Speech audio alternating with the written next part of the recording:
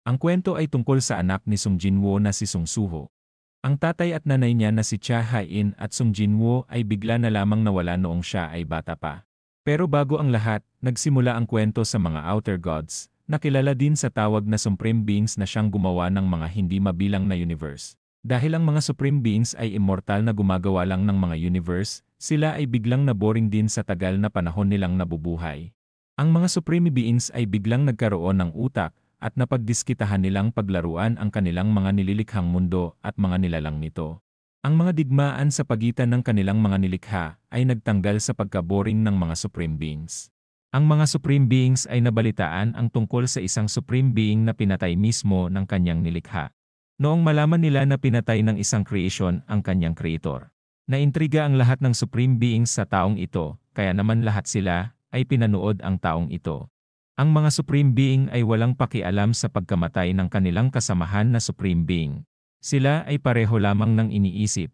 Yun ay ang kalabanin ang pumatay sa isang supreme being, at ang kinin ang nilikha ng supreme being na namatay. Ang eksena ay nalipat sa eskwelahan kung saan sinasabi ni Suho na nakapasok daw siya sa National Arts University ng South Korea. Ang mga kaibigan niya naman ay hindi naniniwala sa kanya. Nagtataka ang isa niyang kaibigan kung paano daw nagawang makapasok ni Suho sa university na yon nang wala naman daw talento sa arts. Si Suho naman ay masaya lang at sinabing makakatakas na daw siya sa impyernong bulok na eskwelahan nila. Habang ang isa naman ay sinabing hindi daw siya nakapasa sa National University of Arts. Kaya naman susubok na naman daw siya sa susunod na taon. Habang sa isang gilid naman ay may taong kinongrats siya sa pagkakapasa sa sikat na school ng arts sa Korea. Hindi din daw akalain ng lalaki na may talento daw pala si Suho sa arts. Si Suho naman ay sinabing si Kim Sang-chul lang daw pala ang nagsasalita. Ang lalaki naman ay nagalit dahil sa maling pangalan na sinabi ni Suho, sinabi din ng lalaki na Lee En-chul daw ang kanyang pangalan. Si Suho naman ay hindi makatingin sa lalaki, at sinabing nag-iba na pala ng pangalan ang lalaki. Sinabi din ni Lee En-chul na dahil daw kay Suho, hindi niya daw nagawang madumina ang buong school. Si Suho naman ay sinabing magpasalamat si Lee En-chul sa kanya dahil graduate daw siya ng ligtas. Ang isang babae naman ay sinabing gumagawa na naman ng gulo ang kaklase nilang si Lee En-chul. Sinabi din ng babae na malapit na daw sila graduate, ngunit isip bata pa din daw si Lee En-chul. Ang isang babae naman ay sinabing tama ang babaeng marites.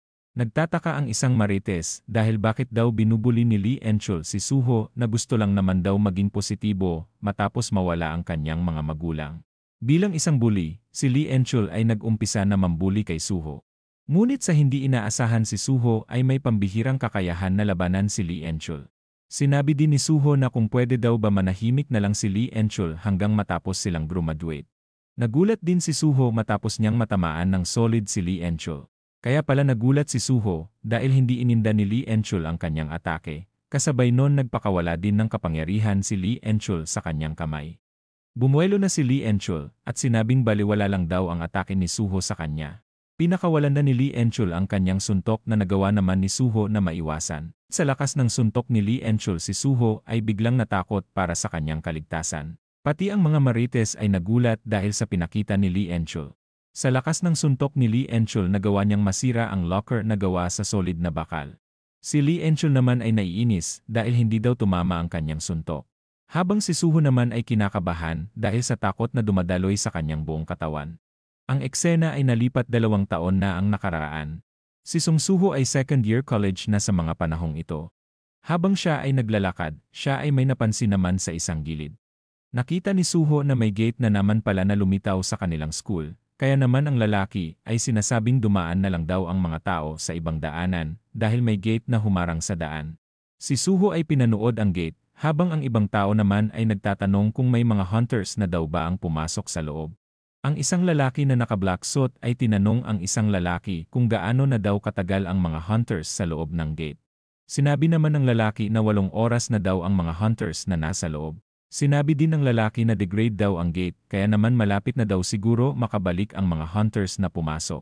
Si Suho ay naglakad na paalis habang iniisip na may gate na naman daw ang lumitaw. Sinabi din ni Suho na 3 years ago daw noong lumitaw ang mga gates sa kanilang mundo at ang pangyayaring ito ay nagpabago sa kanilang mundo ng malaki. Pinaliwanag din ni Suho na ang mga gate daw ay isang portal na kumokonekta sa mga dungeon.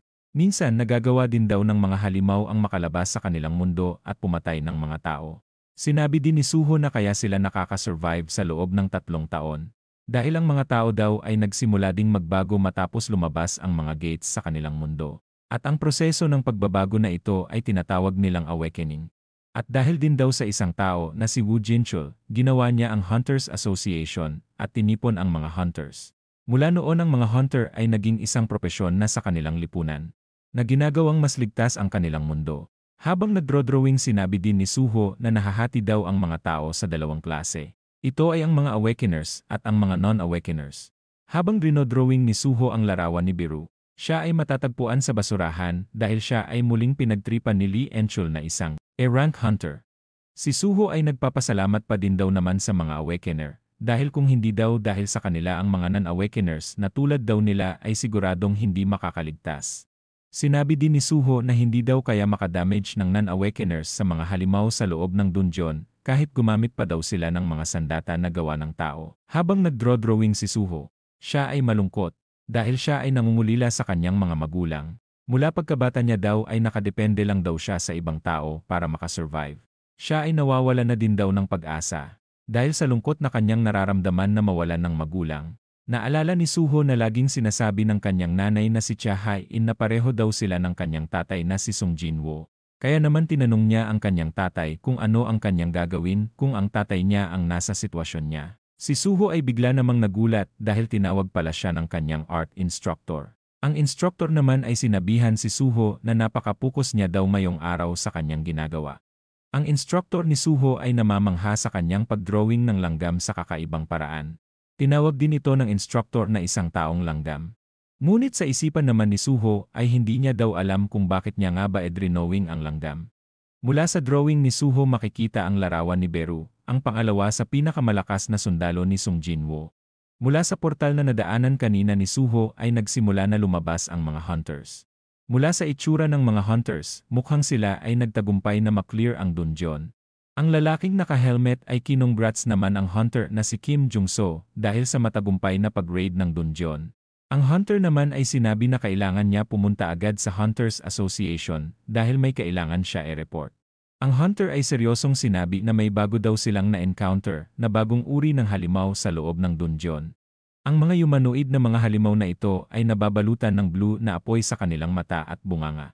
Ito din daw ay umaatake gamit ang kanilang mga talim ng kanilang daliri at talim ng kanilang ngipin.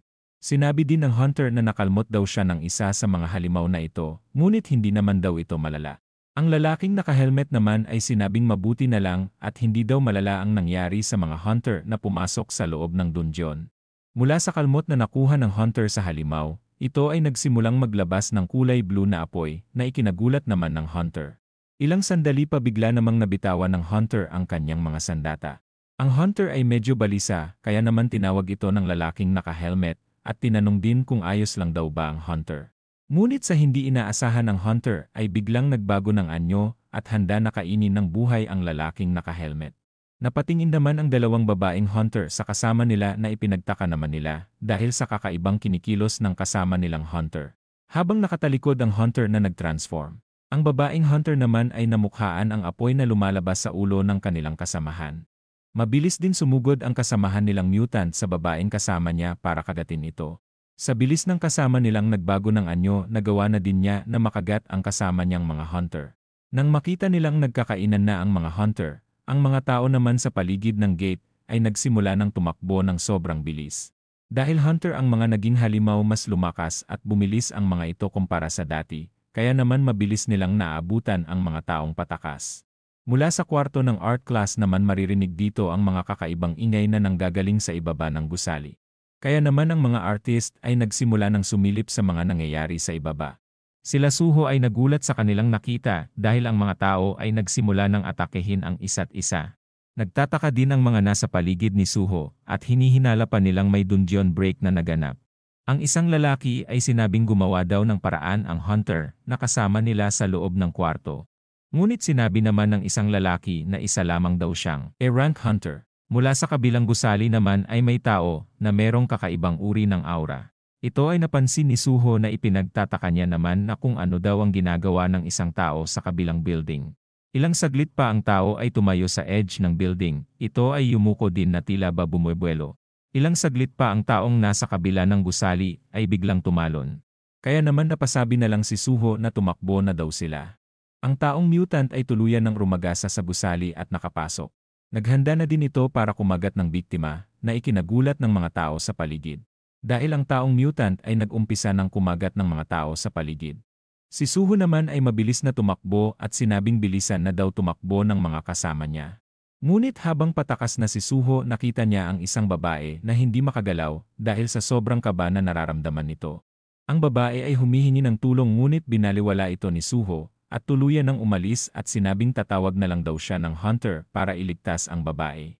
Sa isipan naman ni Suho ang ginawa niya daw na pag-iwan ay kasiguraduhan na daw ng katapusan ng babae. Ngunit iniisip niya din na kahit tumulong siya para iligtas ang babae, isa lamang daw siyang non-awakener na tao. Kaya naman wala daw siyang magagawa para iligtas ang babae.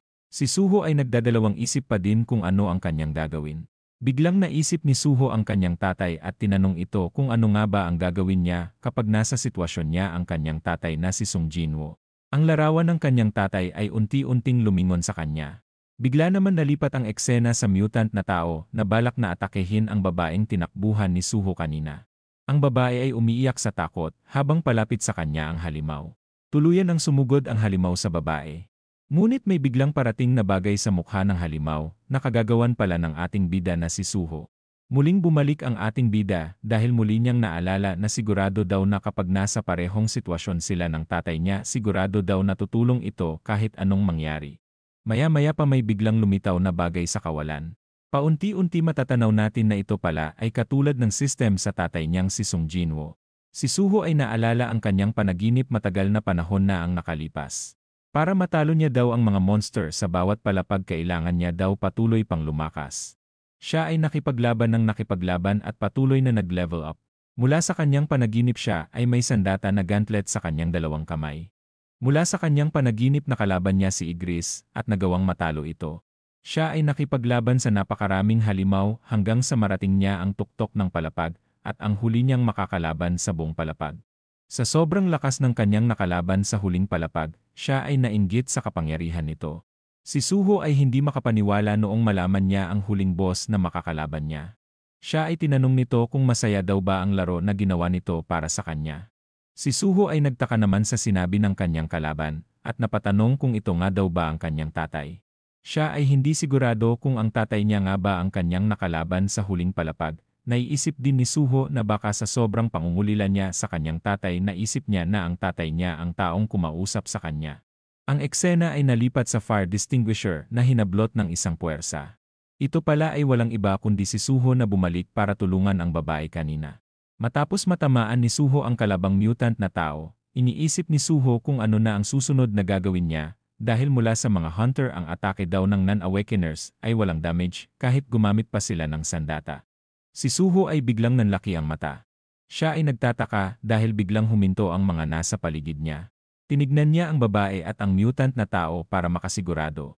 Ngunit napagtanto niya talagang huminto ang oras. At may bigla din lumitaw na screen sa kanyang harapan na ikinagulat niya naman.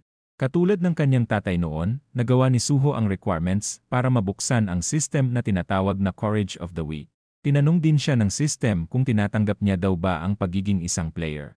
Si Suho naman ay nagtataka kung ano ang mga lumalabas at nangyayari sa kanya. Ngunit bigla niya naman naalala ang kanyang panaginip noon na siya ay parang nasa loob ng laro at nakikipaglaban. Si Suho ay sinabing hindi niya kaya makipaglaban tulad ng sa panaginip niya, kaya naman sa hirap ng sitwasyon niya ngayon sinabi niya na wala daw siyang dahilan para hindi tanggapin ang offer ng system. Si Suho ay sinabi na ang salitang accept para tanggapin ang offer ng system sa kanya. Matapos niyang tanggapin ang offer, nagkaroon ng napakatinding liwanag sa buong kwarto kung nasaan si Suho. Siya ay kinongrats ng system sa pagiging player ni Suho. Nakatanggap din siya ng blessing na tinatawag na Candiarus Blessing, dahil dito siya ay hindi magkakasakit at magiging healthy ilang buong buhay niya. Dahil sa kanyang pagiging player, nakatanggap din siya ng healing effect na nagtatanggal ng sakit o pinsala sa kanyang buong katawan. Sinabihan din siya ng system na tutulungan daw siya nito lumakas. Ito din daw ay hindi panaginip at may isang buhay lang siya, kaya naman pinaalalahanan siya ng system na mag-iingat daw siya. Ang status window ni Suho ay nagpapakita na siya ay level 1 player na may normal stats din na level 1. Si Suho ay natuwa naman dahil sa mga status window na lumalabas. Napagtanto din ni Suho na ito ay katulad ng kanyang nasa panaginip noon matagal na panahon na ang nakalipas. Ang system ay binigyan agad si Suho ng quest. Ito ay ang talunin ang Mistburn na halimaw at mag-level up sa level 2.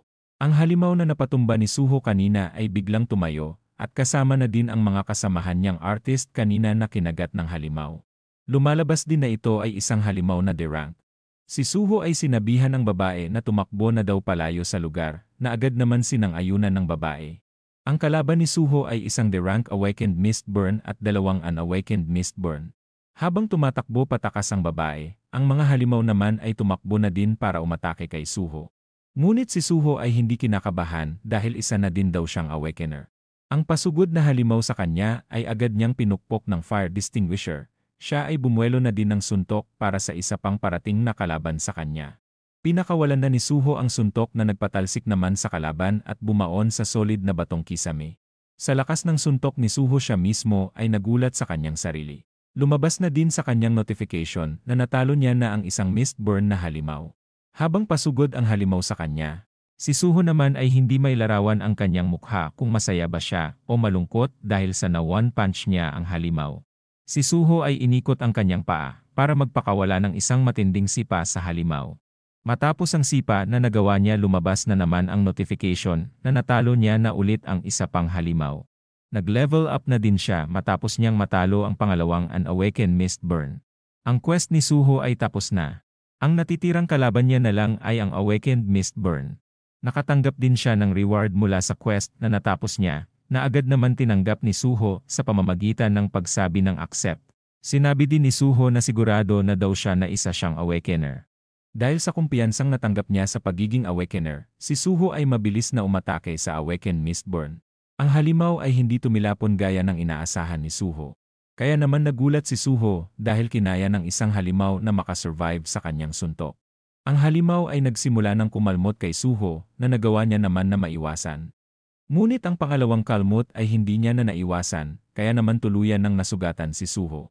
Mula sa atak na natanggap ni Suho siya ay tumalsik ng medyo malayo.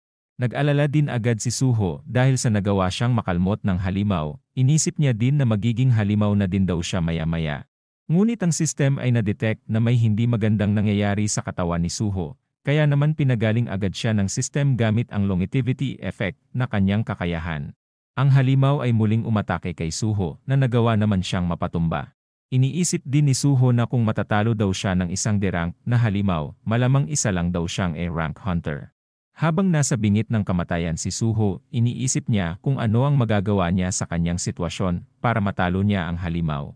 Si Suho ay biglang nanlaki ang mga mata at biglang may naalala.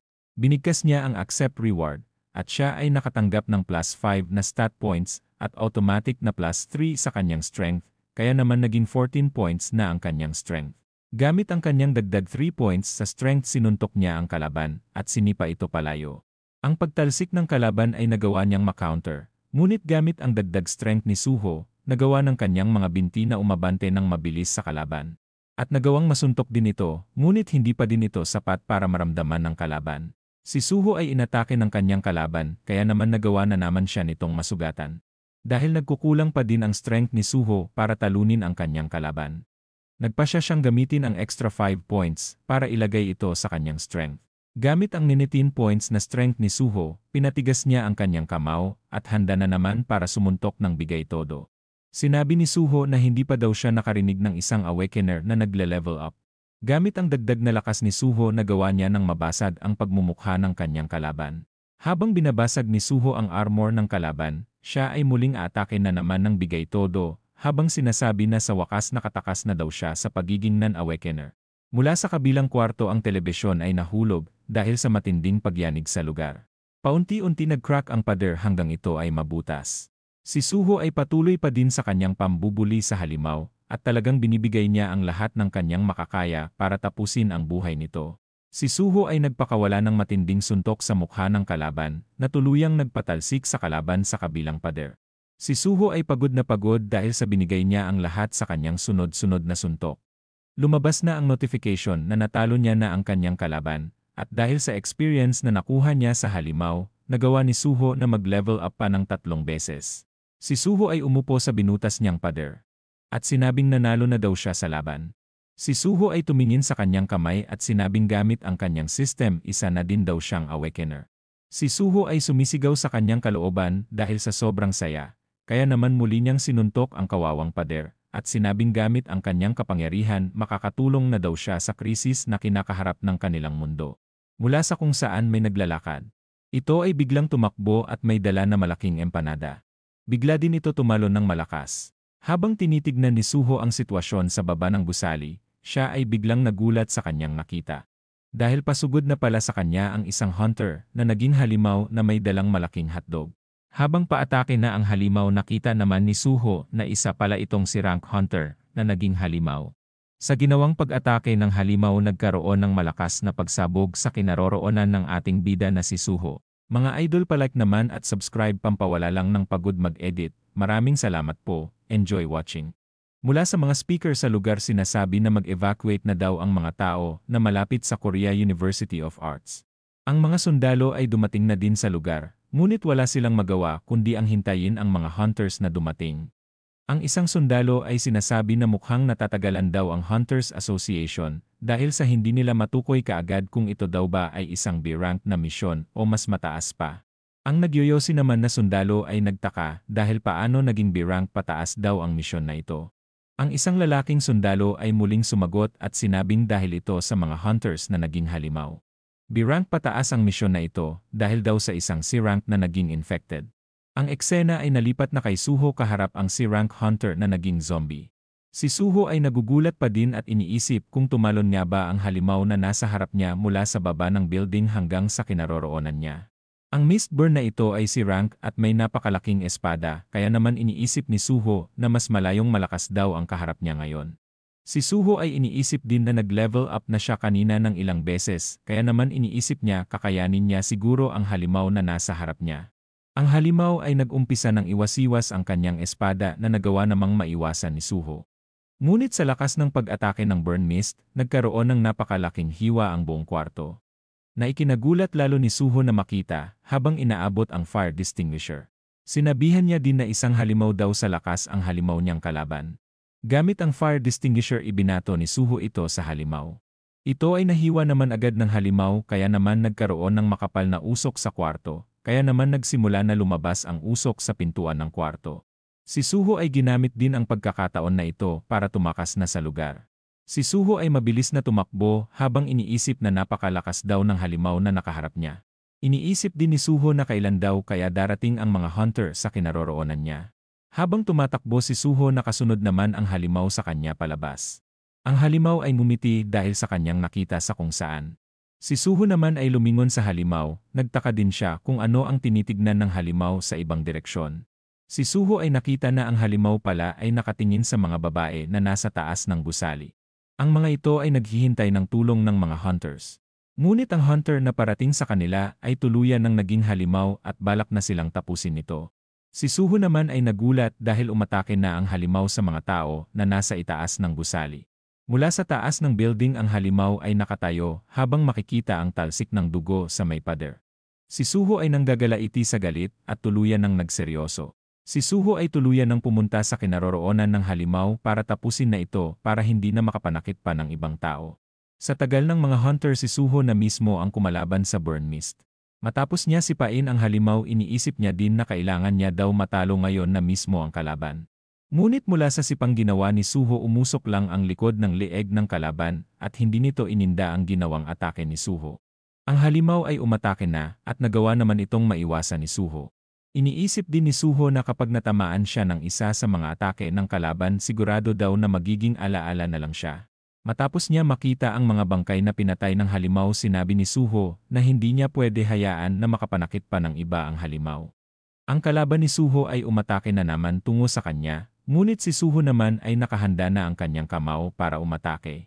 Si Suho ay nagpaula ng suntok sa kalaban, habang iniiwasan niya naman ang mga parating na pag-atake sa kanya ng Mistborn.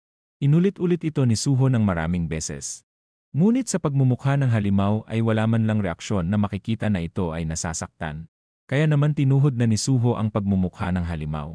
Habang wala pa ding reaksyon ang halimaw sa ginawa ni Suho, ang halimaw ay naghanda na para iwasiwas ang kanyang malaking espada. Kaya naman si Suho ay natamaan ng pag-atake ng kalaban, at mukhang magiging memory na lang siya at ipupunta sa Memorial Park. Si Suho ay nagsuka ng dugo matapos na mahiwa ng malaking empanada. Kasabay nun tumilapon din siya sa lakas ng puwersa na natanggap niya sa atake, at mula din sa lakas ng impact sa pader si Suho ay muling nakatanggap ng dagdag pinsala mula dito. Ang halimaw ay naglalakad na palapit kay Suho. Si Suho naman ay naghihinalo at may 1 health point na lang na natitira sa kanya. Si Suho ay malapit na mamatay, ngunit sinabi niyang maswerte pa din daw siya dahil may 1 health point pa din daw siya. Ang halimaw ay nakangiti dahil sa malapit niya na matapos ang buhay ni Suho. Ngunit mula sa kawalan may nagsisimulang mag-crack. Si Suho ay pinipilit tumayo at ipaglaban ang kanyang buhay. Habang ang crack naman sa kawalan ay patuloy na lumalaki. Ang halimaw na hunter ay biglang rumagasa sa pag-atake kay Suho. Habang si Suho naman ay naabot na ang kanyang limitasyon ng kanyang fatigue. Kaya naman bumagsak na siya, kasabay nun sumunod na din ang napakalaking espada ng halimaw na hunter. Ngunit sa ibaba naman ng sahig ay patuloy ang pag-crack nito. Hanggang sa magliwanag ito ng sobrang liwanag, at tuluyan na ding lumabas ang itim na bagay sa crack. Ang itim na bagay ay mukhang si Beru mula sa mga pakpak nito. Mula sa taas nakita ng lumitaw na itim na bagay na papatayin na si Suho. Kaya naman mabilis itong umatake para pigilan ang pagpatay ng halimaw na hunter kay Suho. Ang halimaw na hunter ay naputol ang kamay at tumilapon din ito mula sa pag-atake na ginawa ng itim na bagay. Si Suho ay may malay pa at nakita na isang langgam daw pala ang tumulong sa kanya. Ang itim na langgam naman ay nakatingin kay Suho. At sinimulan niya ng pagalingin ito gamit ang mahika ng pagpapagaling ni Beru. Ang halimaw na hunter naman sa kabilang banda ay galit na galit dahil sa pagputol ni Beru sa kamay ng hunter. Mula sa mahahabang antena ng mga langgam si Beru ay tuluyan ng nagpakita. Siya din ay galit na galit dahil sa ginawa daw ng mga insekto sa kanyang young monarch. Ilang sandali pa nahati sa dalawa ang halimaw na hunter dahil sa kagagawa ni Beru na makikita natin na nasa malayo na agad. Mula sa ibang lugar naman ang isang halimaw ay pasugod na sa kaklase ni Suho sa arts. Ito ay takot na takot, ngunit ilang saglit pa nagkagutay-gutay ang halimaw na nasa harap ng lalaki. Ito ay kagagawa ni Beru na nagpatuloy sa buong lugar na kung saan merong halimaw. Gamit ang bilis ni Beru pinapatay niya ang lahat ng halimaw na nasa paligid para ipaghiganti ang kanyang young monarch. Mula sa mga linya na ginagawa ni Beru makikita natin na sobrang bilis niya habang tinatapos niya ang mga halimaw sa paligid. Si Beru ay nililibot ang buong bayan upang hanapin ang lahat ng halimaw. Ngunit sa bilis niya na mas mabilis pa kay Flash, nababasag ang mga salamin ng building na nadadaanan ni Beru. Dahil sa bilis ni Beru lumibot sa buong syudad, naglikha ito ng ilusyon ng mga linya at liwanag mula sa mga basag na salamin na sumasama kay Beru sa bilis ng kanyang movement speed. Pati ang mga sundalo ay nagugulat sa mga basag na salamin na umuulan sa kanilang paligid. Si Beru ay tuluyan ng huminto, habang ang mga basag na salamin ay sumasama pa din sa kanya dahil sa bilis na kanyang ginawa. Si Beru ay prinotektahan si Suho sa mga parating na mga basag na salamin. Habang ginagawa ni Beru ang pagprotekta sa kanyang young monarch, sinabi niya din kay Suho na matagal-tagal na din daw silang hindi nakapagkita. Ang eksena ay nalipat kung saan si Suho ay drinodrawing ang mga sundalo ni Sung Jinwoo. Si Suho ay biglang may napansin at biglang nagulat dahil sa nakakatakot at malaking paa. Ito pala ay ang tagapangalaga noon ni Suho na si Beru na umiiyak sa sobrang saya dahil muli na naman siyang drinowing ng kanyang young monarch. Muling nalipat ang eksena sa kasalukuyan na kung saan si Suho ay nasa higaan sa isang hospital. Sa tabi niya din ay andito ang isang doktor at nurse. Mula sa isang hospital, si Suho ay tinawagan ng isang tao at kinakamusta ito kung anong nangyari kay Suho. Ito pala ay ang uncle ni Suho na feeling ko ay si Jinho na best friend ni Jinwoo. Sinabi din ng lalaki sa kabilang linya na bibigyan niya daw si Suho ng mga awakener na mga bodyguard para bantayan siya. Ngunit sinabi naman ni Suho na ayos lang daw siya at hindi niya na daw kailangan ng mga bodyguard. Noong magising si Suho 2 araw na pala ang nakalipas. Mula sa balita sa telebisyon, ang nangyari sa Korea Arts University ay kumalat na sa buong bansa. Dahil sa sobrang delikado ng kaya gawin ng mga halimaw, ito ay mabilis na kumalat sa buong bansa. Pinag-usapan din ang pagka-delay ng hunters sa pangyayari dahil nasa gitna naman daw ng city ang eskwelahan, kaya naman kwenestyon ng mga tao ang Hunters Association. Noong nakarating daw ang mga hunter sa pangyayari nagulat ang mga ito. Dahil natagpuan nila sa lugar ang massacre na kagagawa ni Beru. Sinabi din ng lalaki sa interview na habang hinahabol daw siya ng mga halimaw, bigla na lamang daw sumabog ang mga halimaw na humahabol sa kanya. Ang telebisyon ay pinatay na ni Suho. Siya din ay napangiti dahil napagtanto niyang hindi daw panaginip ang kanyang naging awakening noong nakaraang araw. Masaya din siya dahil sa kanyang kapangyarihan makapag-level up, patuloy daw siyang lalakas.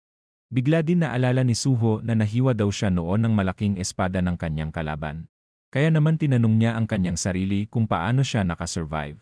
Mula sa kawalan naman nagsalita si Beru at sinabing tinapos niya na daw ang nanakit na halimaw kay Suho. Mula sa ilalim ng kama ni Suho, lumabas na si Beru at sinabihan ng long time no see ang young monarch. Bigla din naiyak si Beru dahil daw sa sobrang tagal niyang hindi nakita si Suho.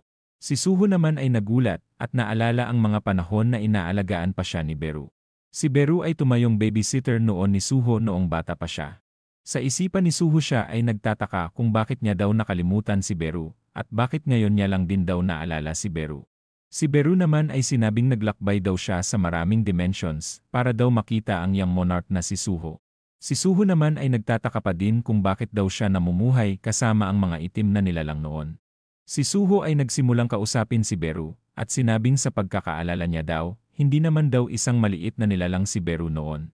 Sinabi naman ni Beru na gumamit daw siya ng napakaraming mana habang naglalakbay siya pabalik sa Earth, kaya naman lumiit daw siya sa kakulangan ng mana. Sinabi din ni Suho na mula daw sa system sinabi nitong isang private grade daw si Beru. Si Beru naman ay nagalit sa system dahil isa naman daw talaga siyang martial grade.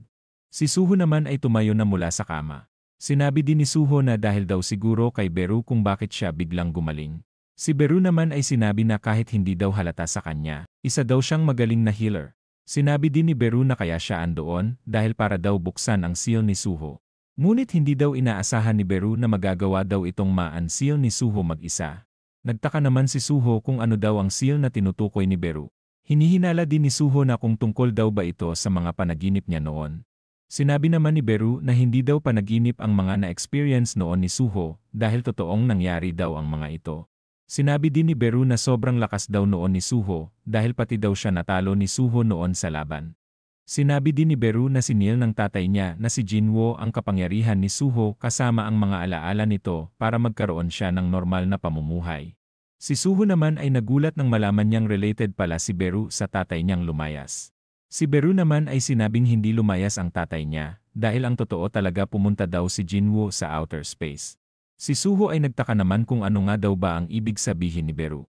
Para mas maintindihan ni Suho si Beru ay gumawa ng anino ng larawan at sinabi ni Beru na nasa outer space ang The Great Shadow Monarch na si Sung Jinwoo para labanan ang mga mananakop na gusto sakupin ang kanilang mundo. Si Suho naman ay hindi daw makapaniwala na prinoprotektahan ng tatay niya ang mundo. Sinabi naman ni Beru na ang nilalabanan niya daw talaga sa outer space ay ang mga itarim na kilala din bilang gods ng outer space. Ang mga gods na ito ay nagpapakawala ng mga mandirigma para kalabanin si Jinwoo, at habang pabalik daw si Beru sa Earth marami din daw siyang nakalaban na mandirigma ng mga kalaban. Sinabi din ni Beru na impluwensya daw ng war sa outer space ang dahilan kung bakit nagsimulang magsilabasan ang mga gates na Earth. Si Suho ay nakikinig lang sa kwento ni Beru, hanggang sa tanungin niya na lang kung sumama nga daw ba ang nanay niya sa kanyang tatay. Sumagot naman ng hindi si Beru nang may pagtataka. Sinabi naman ni Suho na nawala din daw ang kanyang nanay matapos mawala ng kanyang tatay, kaya naman iniisip niya na magkasama sila. Si Beru ay nabigla hanggang sa kilabutan na lang siya sa narinig niya kay Suho. Si Beru ay hindi mapakali at sinabi na malamang ang mga itarim ang dahilan kung bakit daw nawawala ang kanyang nanay na si Cha Hae-in. Si Suho naman ay seryosong tinanong si Beru kung ang mga itarim nga daw ba talaga ang dahilan kung bakit hindi niya magawang makasama ang kanyang mga magulang. Tinanong naman ni Beru si Suho kung gusto daw ba nito makita ang mga magulang niya. Si Suho naman ay nanginginig sa galit at sinabing gusto niya daw makasama ang mga magulang niya dahil nag-isa lang daw siya at malungkot sa loob ng maraming taon. Sinabi ni Beru na may isang paraan daw para makita ni Suho ang mga magulang niya. Si Jinwoo ay hindi daw makakabalik sa Earth dahil sa war na nagaganap sa outer space, ngunit si Suho ay may kakayahan daw para iligtas ang kanyang nanay. Si Beru ay lumikha ng susi sa kanyang kamay at sinabing magpa-level up daw sila ni Beru. Ang system ay bigla din lumabas at nagbigay ng quest. Ang quest ay tinatawag na Trial of the Shadow. Sinabi din ng system na bilang anak ng Great Shadow Monarch, Kailangan daw patunayan ni Suho ang kanyang lakas. Para magawa ito kailangan niya daw na pumasok sa Shadow Dungeon at patunayan na karapat-dapat siya. Si Suho ay hawak na ang susi na ginawa ni Beru, tinatawag din itong Shadow Dungeon na susi. At para magamit ito kailangan ng anino ni Suho. Kaya naman mula sa anino ni Suho sa pader, ito ay ginamit niya para magbukas ng gate na ikinagulat naman ni Suho. Matapos mabuksan ang gate sinabi ni Beru na pumasok na daw si Suho at kunin ang nararapat para sa kanyang Young Monarch. Si Suho ay hindi pa din makapaniwala tungkol sa war sa outer space at sa Shadow Monarch, ngunit kung ang gagawin niyang pagpapalakas ay magagawang makita muli ang kanyang mga magulang. Magpapalevel up daw siya hanggang makita niya na ang kanyang mga magulang. Ang eksena ay nalipat sa kamay ni Jinwoo na naka-gloves. Inutusan niya din si Beru na bumalik ito sa Earth para i-unseal ang seal ni Suho. Si Beru naman ay tinanong si Jinwoo kung tama nga daw ba ang pagkakarinig niya. Sinabi naman ni Jinwoo na kailangan daw ma-unseal ni Beru ang kanyang seal ni Suho dahil malamang umabot na daw doon ang pananakop ng mga itarim. Sinabi ni Jinwoo na ibalik daw ni Beru ang selyadong kapangyarihan ni Suho at pati na ang mga alaala nito, iligtas din daw ni Beru ang Earth kasama si Suho. Pinayagan niya din si Beru na magdesisyon ng mag-isa depende sa sitwasyon ng kakaharapin nila ni Suho sa hinaharap. Habang tinitignan ni Beru si Suho, iniisip niya na pinayagan siya ni Jinwoo na magpasya sa kahit na anong sitwasyon na kanilang kakaharapin. Kaya naman habang pinagmamasdan ni Beru si Suho, nangako si Beru na mananatili daw siya sa tabi ni Suho at babantayan ang pagiging paglakas nito. Si Suho at Beru ay nakapasok na sa gate at bigla na din naman itong nawala. Si Suho at Beru ay nakapasok na sa kabilang mundo. Si Beru ay sinabi din naman na ang lugar na kanilang pinasok ay kilala din sa tawag na Land of the Dead. Ang may mga buhay na nilalang ay hindi pwede makapasok dito hanggat wala daw permiso ng kanyang master na si Jinwoo. Si Suho naman ay iniisip kung Shadow Dungeon nga ba ang pinasok nila, dahil para kay Suho mas bagay daw itong tawagin na bulok na syudad dahil daw sa mga sira na gusali sa lugar. Si Suho ay tumingin sa kanyang anino at iniisip na pamilyar daw ang lugar sa kanya. Si Suho ay nagulat dahil palabas na naman ang system sa kanyang harapan. Ang system ay pinaalalahanan si Suho na hindi daw siya tinatanggap bilang master ng mga nilalang sa loob ng dungsyon dahil siya ay isang mahinang nilalang pa lamang. Kaya naman para tanggapin siya ng mga nilalang sa loob ng dungsyon, kailangan niya daw makasurvive sa ibibigay na oras sa kanya. Ang ibinigay na oras ng system ay 4 na oras. Nagtaka naman si Suho at napatanong na 4 na oras nga daw ba ang kailangan niya para makasurvive. Si Beru naman ay sinabihan si Suho na maging alerto daw sa kanyang paligid dahil parating na daw ang mahirap na parte. Habang may nilalang na nakatingin kanila Suho, nagtataka naman si Suho kung ano ang sinasabi ni Beru na mahirap na parte. Ang kalaban na nagmamasid kanina ay tumalon na para atakehin si Suho. Ngunit sa hindi inaasahan na gawa ni Suho na maka-counter-attack sa kalaban at gumawa ng napakagandang sipapatalikod. Si Suho ay nagugulat dahil sa halimaw na balak siya atakehin sa kanyang likod. Ang Goblin Scout ay iniinda pa din ang sakit sa ataking natanggap. Si Suho naman ay nagtataka sa Goblin Scout na pangalan ng Goblin. Pinaliwanag naman ni Beru na ibig sabihin daw nito na may iba pang Goblin sa kanilang paligid. Si Suho ay mabilis na umatake sa Goblin para tapusin na ito bago pa ito makatawag ng iba niyang kasamahan. Pinaalalahanan din naman ni Beru si Suho na mag-iingat at huwag magpadalos-dalos kahit na ito ay isang mahinang halimaw lamang.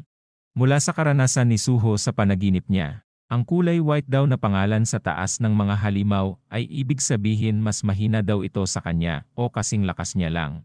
Sa bilis ni Suho, hindi na nagawa ng Goblin na magamit ang kanyang trumpet para tumawag ng kakampi. Kaya naman gamit ang palakol ng Goblin, sumugod na ito, ngunit kinarate chop lang ni Suho ang braso ng Goblin at kinuha ang mismong sandata ng Goblin. Ginamit din ito ni Suho para tapusin ang Goblin. Si Suho ay nagawang matalo ang kauna-unahan niyang Goblin na kalaban. Kaya naman siya ay masaya at pinagmalaki ito kay Beru. Sinabi din ni Suho kay Beru na ang mga mas malakas daw sa kanya ay ang mga halimaw na may ibang kulay sa kanilang pangalan. Si Beru naman ay naintindihan na daw kung bakit daw sumugod agad si Suho. Ngunit ilang saglit pa, nagulat ang dalawa. Dahil ito pala ay meron pang isang Goblin na nagawang makatawag ng kanyang mga kasama. Si Suho naman ay nadismaya dahil hindi niya daw napansin na may isa pa daw palang Goblin Scout sa paligid. Ang paa ng Goblin ay nagsimula na humakbang, ito pala ay isang Goblin Centurion kasama pa ang ibang Goblin. Si Suho naman ay sinabing tutulong naman daw siguro si Beru sa kanya. Sinabi naman ni Beru na kahit gusto niya hindi daw pwede, malayo din daw siya sa Monarch, kaya naman hindi niya magawang maibalik ang kanyang lakas. Dahil sa mahinang kalagayan niya wala daw siyang magagawa kundi ang manood. Kung sakaling makikialam din daw si Beru, mababawasan lang daw ang makukuhang experience points ni Suho. Si Suho ay napaligiran na ng mga goblin, habang sinasabi na wala naman daw palang maitutulong si Beru sa kanya. Si Suho ay inatake na ng mga goblin. Ngunit si Suho naman ay nakangiti lang, at sinabing may susubukan daw siya. Ang sandata na ginamit niya para tapusin ang goblin kanina ay nabunot, na para bang gumamit si Suho ng Ruler's Authority na skill ng tatay niyang si Jinwoo. Ang kapangyarihan niyang ito ay ginamit niya para tapusin ang mga goblin na pasugod sa kanya. Si Suho ay napagtanto daw na yun daw pala ang nagagawa ng skill na nasa kanyang status window. Sa pamamagitan nito pakiramdam din daw ni Suho na wala daw makakapigil sa kanya. Ang skill pala na nasa status window ni Suho ay ang skill na nakuha noon ni Jinwoo matapos niya matalo noon si Igris. Si Suho ay biglang inatake at nagawang masalo ang pana.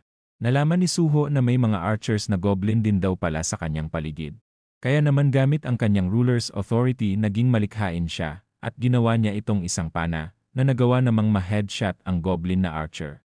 Sa bilis matuto ni Suho na bibilib si Beru sa kanya. Naalala din ni Beru na simula pa noong baby si Suho nagagamit niya na daw ang skill na Ruler's Authority, kaya naman sinabi din ni Beru na magiging isang legendary na bayani daw ang kanyang young monarch. Ang kapangyarihan daw ni Suho ay ginawa para wasakin ang lahat. Ngunit dahil sa mga itarim na gusto sakupin ang kanilang mundo, nagsimulang maging liwanag ng pag-asa ang kapangyarihan ni Suho sa buong sangkatauhan. Si Suho ay muling nag-level up. Habang iniisip niya naman na nasa 10 kilograms daw ang kaya mapagalaw ng kanyang skill na Ruler's Authority. Si Suho ay biglang nasaksak ng goblin sa kanyang tagiliran, at ang sakit ng atake ay ininda naman ni Suho. Ang goblin ay masaya sa kanyang nagawa, ngunit binasag naman agad ni Suho ang kanyang pagmumukha. Dahil sa nangyari kay Suho bigla naman nag-alala si Beru sa kanya. Mula naman sa likod ng mga goblin, ang Goblin Centurion ay nagpapalabas ng kanyang aura. Mula sa pagkakasaksak, si Suho ay may 160 na lamang sa kanyang health points. Habang sinusugod siya ng mga goblin nararamdaman ni Suho ang sakit sa kanyang pinsala.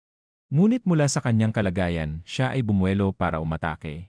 Ang patalim ay ibinato ni Suho sa goblin na may kakaibang aura, na walang iba kundi ang Goblin Centurion.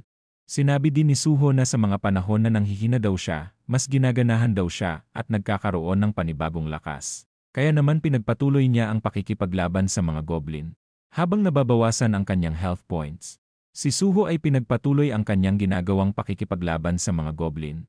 Hanggang sa umabot na lang ang health points niya sa 53 habang pasugod pa din sa mga kalaban. Habang napapaligiran si Suho ng mga kalaban, nakatanggap siya ng bagong skill na resilience at nag-level up ng maraming beses. Mula sa madugo at patay na mga goblins, kasama ang Goblin Centurion, si Suho ay nakaupo sa sirang kotse kasama si Beru. Nagawa na din ni Suho matapos ang quest na ibinigay ng system. Si Beru naman ay pumalakpak, at sinabing hindi daw siya nagdalawang isip na kakayanin daw ni Suho malagpasan ang pagsubok na ito. Si Suho naman ay nagagalit kay Beru dahil hindi daw ito tumulong kahit kaunti sa laban. Binigay na ng system ang reward ni Suho sa pagtapos ng quest. Sinabi naman ni Suho ang salitang check.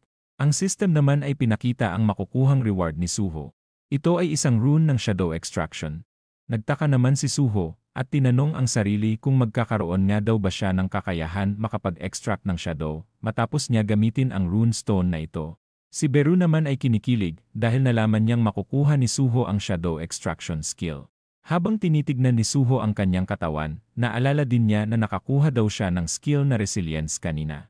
Ang nakuha ni Suho na skill ay may kakayahan makapagpataas ng 20% defense sa kanya na hindi gumagamit ng mana. Si Suho ay tumalon na pababa, sinabi niya din na kumpara sa dati niyang sarili, pakiramdam niya daw nagkaroon siya ng cheat code sa kanyang sarili.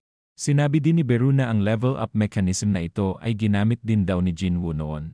May support system din daw ito para tulungan si Suho para lumakas pa.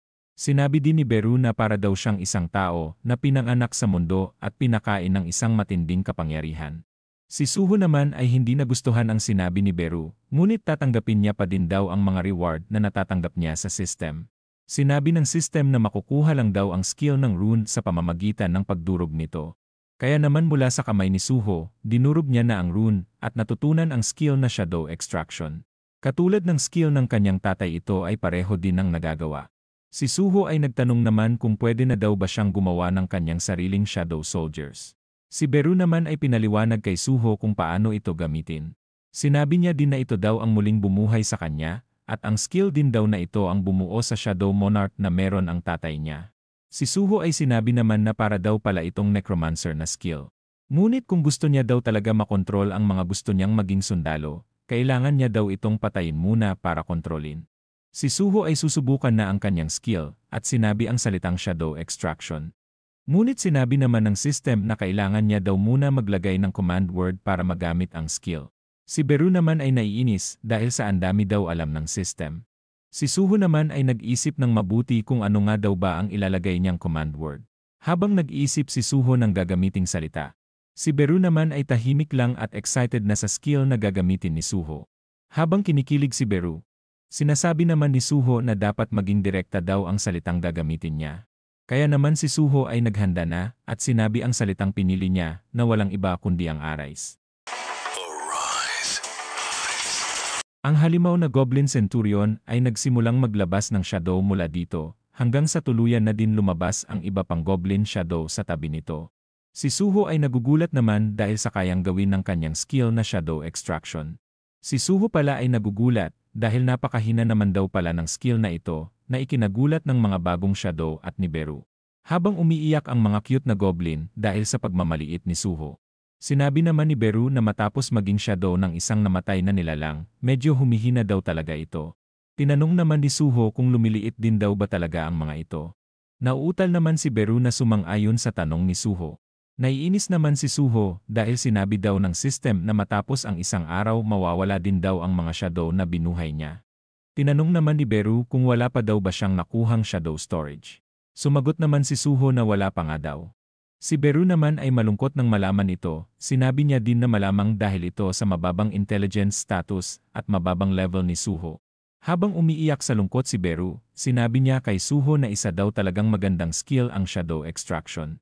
Dahil sa lungkot ni Beru, sinabi naman ni Suho na huwag na daw malungkot si Beru dahil alam niya na daw ito ngayon dahil sinabi daw ito sa kanya ni Beru. Si Suho ay biglang kumulo ang kanyang tiyan at dahil dun naalala niyang hindi pa daw siya kumakain ng 2 araw dahil sa nawalan siya ng malay sa 2 araw na yun. Si Suho ay tinanong si Beru kung paano lumabas sa dungeon na ito. Sinabi naman ni Beru na gamit lang din daw ang susi na ginamit nilang papasok. Ang dalawa ay nagpasya ng lumabas sa dungeon matapos piliin ni Suho ang yes button. Matapos ang isang subo, si Suho ay hindi makapaniwala na masarap daw pala ang pagkain sa loob ng ospital. Habang pinapanood ni Beru si Suho kumain, si Beru ay biglang umubo at sinabing sasabihin niya na daw ang mga kailangan gawin ni Suho. Sinabi ni Beru na may 3 misyon daw si Suho. Ang una ay protektahan ang Earth laban sa mga halimaw. Tinanong naman ni Suho na kailangan niya daw ba makapunta sa mga dungsyon para daw ba magawa ito. Sinabi naman ni Beru na tama si Suho, habang pumapatay daw siya ng mga halimaw sa dungsyon maproprotektahan niya ang mga tao, at patuloy din daw siyang lalakas. At kapag naging malakas na daw siya tulad ng kanyang tatay, makakaya niya na daw maprotektahan ang buong mundo. Ang pangalawang misyon na sinabi ni Beru ay ang hanapin ang nanay ni Suho na si Cha-Hain. Tinanong naman ni Suho kung may paraan daw ba para malaman kung nasaan ang kanyang nanay. Sinabi naman ni Beru na kapag nasa outer space na daw siya nakikipaglaban, pwede na daw siya makahanap ng mga clue para mahanap ang nanay niya. Kaya naman sinabi ni Suho na kung ganon kailangan niya daw talaga pumunta sa mga dungsyon at magpalakas. Si Beru ay sasabihin na ang pangatlong misyon ni Suho na pinaka-importante. Sinabi niya na kailangan daw nila Suho maibalik ang totoong lakas ni Beru. Habang naiiyak, hindi daw makapaniwala si Beru na isa lang daw siyang private grade, kaya naman gusto niya daw makuha ang totoong lakas niya at ipakita daw sa Young Monarch ang kaya niyang gawin. Tinanong naman ni Suho kung ano daw ang kailangan para maibalik ang powers ni Beru. Dahil malayo ang Monarch sa kanya, hindi maibabalik ang lakas niya, ngunit pwede daw siya kumain ng mga magical beast para maibalik daw ang magical powers at mana ni Beru. Kahit ano daw na pagkain basta ito daw ay may magic. Si Suho naman ay sinabing kung ganun daw ang sitwasyon, kailangan daw talaga nilang makapasok sa dungsyon. Si Suho ay tapos na kumain. Kaya naman sinabi niyang pumunta na daw sila sa dungsyon. Sinabi naman ni Beru na kailangan niya pa daw maging isang lisensyadong hunter para makapasok sa mga dungsyon, kaya naman kumuha na daw muna si Suho ng hunter license.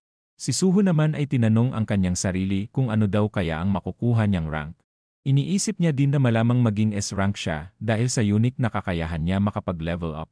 Ang babaeng taga-check ng magic power ay sinabing 46 daw ang magic power ni Suho at sinabing isa daw rank hunter si Suho.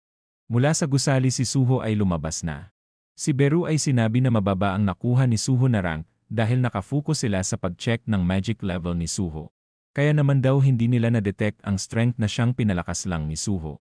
Si Suho naman ay sinabing huwag na daw siya i-comfort ni Beru dahil mas lumalala daw ang sakit na nararamdaman niya. Si Suho ay nag-aalala dahil sa kondisyon ng shadow extraction niya at sa baba ng kanyang rank. Dahil sa mga dahilan na ito napatanong siya kung maililigtas niya nga daw ba ang buong mundo. Si Beru na cute naman ay sinabing kaya naman daw mag-level up ni Suho at lumakas sa mga susunod pang araw. Sinabi din ni Suho na mababa ang kanyang rank kaya naman mahihirapan daw siyang makapasok sa mga dungsyon.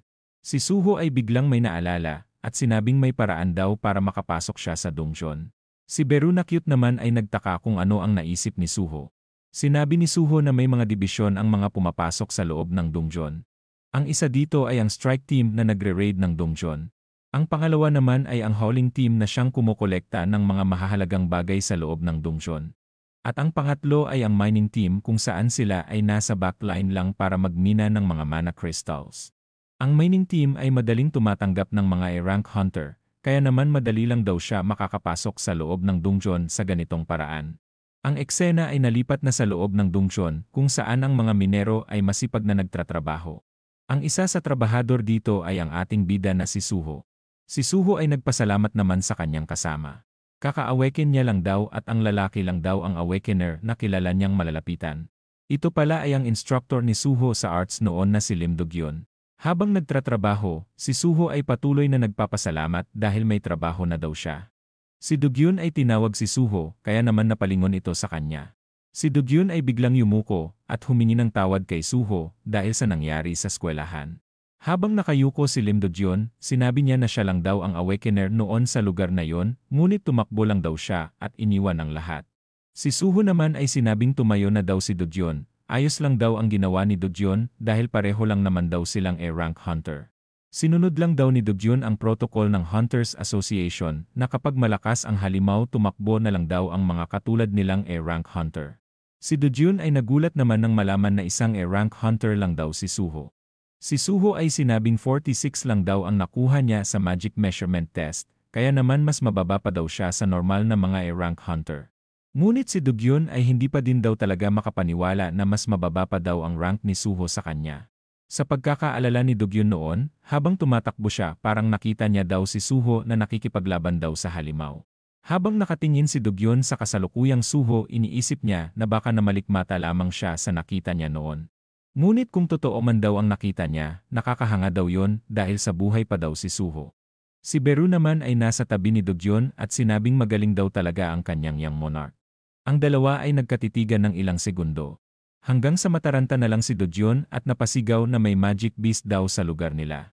Agad naman tinanong ni Suho si Beru kung bakit daw siya lumabas. Si Beru naman ay sinabing mas mahina pa daw si Suho sa itlog ng langgam, kaya naman mas mapapanatag daw si Beru kung mananatili siya sa tabi ni Suho. Si Do-gyun ay tumayo na at tinanong kung summoning skill daw ba ang ginamit ni Suho sa nilalang na langgam, na agad naman sinang-ayunan ni Suho. Sinabi ni Do-gyun na swerte daw si Suho dahil halos lahat daw ng rank ay walang skill. Si Do-gyun ay pinagyabang ang kanyang skill na mabilis daw siyang tumakbo. Sinabi naman ni Suho na kaya naman daw pala mabilis tumakbo si Do-gyun kapag may kalaban na. Bigla naman nalungkot si Do-gyun sa trash talk ni Suho sa kanya, ngunit sinabi naman ni Suho na nagbibiro lang naman daw siya. Si Beru naman ay sinabing napakagaling daw ni Suho dahil nagawa niyang madurog ng mentally si Do-gyun.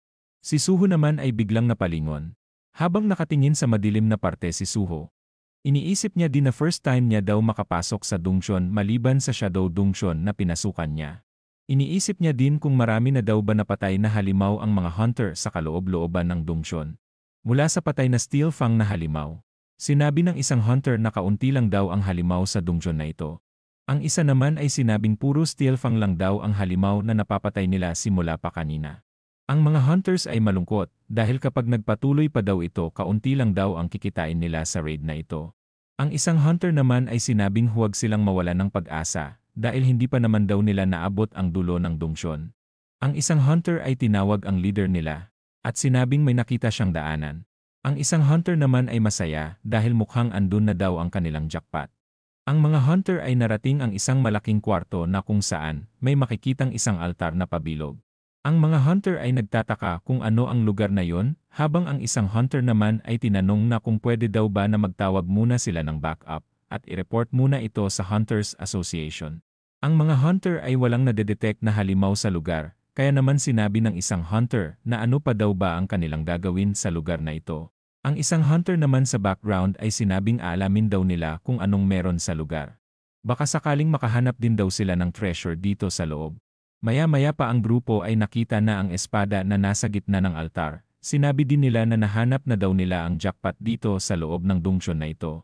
Sinabi din ng hunter na sigurado daw na mahal ang bentahan nito sa market. Ang isang hunter naman ay sinabing mag-ingat daw sila dahil maaaring may trap daw silang ma-activate dito sa lugar. Ang isang hunter naman na si Kim Yong-jun ay sinabing huhugutin niya na daw ang espada. Habang ang isang hunter naman ay kinakabahan at balak pigilan si Kim Yong-jun. Habang hawak na ni Yong-jun ang espada sinabi niyang kahit anong trap pa ang lumabas. Si rank hunter naman daw siya, kaya naman makakasurvive daw siya sa kahit anong trap. Ilang saglit pa nagulat si Yong-jun. Habang may malaking bunganga ang kakainin na siya, tinatanong niya naman kung anong nangyayari sa lugar. Si Yong-jun ay tuluyan ng nakain ng nilalang sa kabilang dimensyon na may maraming mga mata. Sa totoong mundo nagawa na ni Yong-jun na mahugot ang espada. Ang hunter na nagpapanik naman kanina ay nakahinga ng maluwag dahil mukhang wala naman daw trap sa lugar. Habang tinatawag nila si Yong-jun, biglang nagalit si Yong-jun at sinabing makakapal daw ang mukha ng kanyang mga kasamahan. Habang sinasabi ng hunter na kabado na mag-ingat sa susunod si Yong-jun, ang ulo niya naman ay biglang nahiwalay sa kanyang katawan. Nakagagawa ng kanyang kasamahan na si Yong-jun. Dahil sa karahasan na nakita ng kanyang mga kasama, nagulat at natakot ang mga ito. Si Yong-jun naman ay sinapian ng kung ano at sinabi na makakapal daw ang mukha nila sa pag-angkin sa espada ng Monarch of Fangs. Dahil sa ginawang pagpatay ni Yong-jun sa kasamahan niya, ang lahat ng kasama niya ay naging takot na kay Yong-jun. Mula sa point of view ni Yong-jun ay naririnig niya paulit-ulit na inuutusan siyang pumatay ng mga tao. Kaya naman siya ay mabilis na sumugod para tapusin ang mga kasama niyang hunter. Ang eksena ay nalipat na sa minahan, kung saan ang mga kasamahan ni Suho ay nagugulat dahil sa mga sinumon ni Suho na mga goblins para magtrabaho. Si Dugyun naman ay nagugulat kay Suho dahil ayon daw sa karamihan isa o hanggang dalawa lang daw ang kaya palabasin ng mga summoner na hunter. Kaya naman ang magpalabas daw ng 3 goblin at isang nagsasalitang multo ay kamangha-mangha para kay Dugyun. Iniisip din ni Dugyun na napaka-abnormal daw ng kapangyarihan ni Suho. Masaya naman si Suho dahil sa mga napalabas na goblin, dahil daw dito pwede niya daw utusan ang mga ito ng walang reklamo. Sinabi din ni Suho na 3 shadow pa lang daw ang kayang palabasin ni Suho ngayon, ngunit kapag tumagal naman daw at nag-level up ang kanyang shadow extraction, madadagdagan din daw ang kanyang pwede mapalabas na shadow. Sinabi din ni Suho na tama daw si Beru, maganda nga daw ang skill na shadow extraction. Nadidismaya naman si Beru kay Suho dahil ginawa lang ni Suho na alipin ang kanyang mga nilikhang shadow. Sinabihan niya din si Suho na hindi ba't pumunta sila sa loob ng dungsyon para magpa-level up. Habang nagtratrabaho ng maayos ang 2 minero. Sinabi naman ni Suho na magpapa-level up daw siya kapag nakakita daw siya ng pagkakataon sa loob ng dungsyon na ito. Sinabi niya din na kapag naka-level up na siya, magpapacheck daw ulit siya ng magic power para maging mas mataas ang kanyang rank at makapasok sa ibang gates kung gugustuhin niya. Si Suho ay pinaalala din ang tungkol sa pag-recover ni Beru ng kanyang powers. Dahil may magic ang mga mana crystals, sinabi ni Suho na pwede daw kainin ni Beru ang mga ito para makarecover. Si Suho ay kunwaring inutusan si Beru para linisin ang mga maliliit na kalat na mana crystals na nasa sahig. Habang kumakain ng mana crystals si Beru, siya ay may naramdaman na kakaiba sa paligid. Tinawag niya kaagad si Suho at sinabing nakaramdam daw siya ng presensya ng isang monarch. Si Suho naman ay nagulat at inakalang tatay niya ang tinutukoy ni Beru. Agad naman sinabi ni Beru na mahigit isa ang may hawak na titulo bilang monarch. Kung siya daw monarch rin daw ang nasa malapit na ka-recover na daw sana agad si Beru. Dahil sa simoy ng hangin na naaamoy ni Beru sa kaloob-looban ng dungsyon, may hinala daw siya kung sino ito. Ang mga minero na hunter naman ay nag-aalala dahil sa ingay na naririnig nila mula sa hindi kalayuan. Mula sa madilim na parte ng Dungsyon, may mga pulang mata ang mga nagmamasid sa ating mga hunter. Maya-maya pa ang paa ng isang Steelfang ay makikitang lumabas na para takutin ang minero na hunter. Maya-maya pa lumabas na ang tatlong Steelfang, at mula sa background sumisigaw ang hunter na may mga magic beast daw na dumating sa kanilang lugar.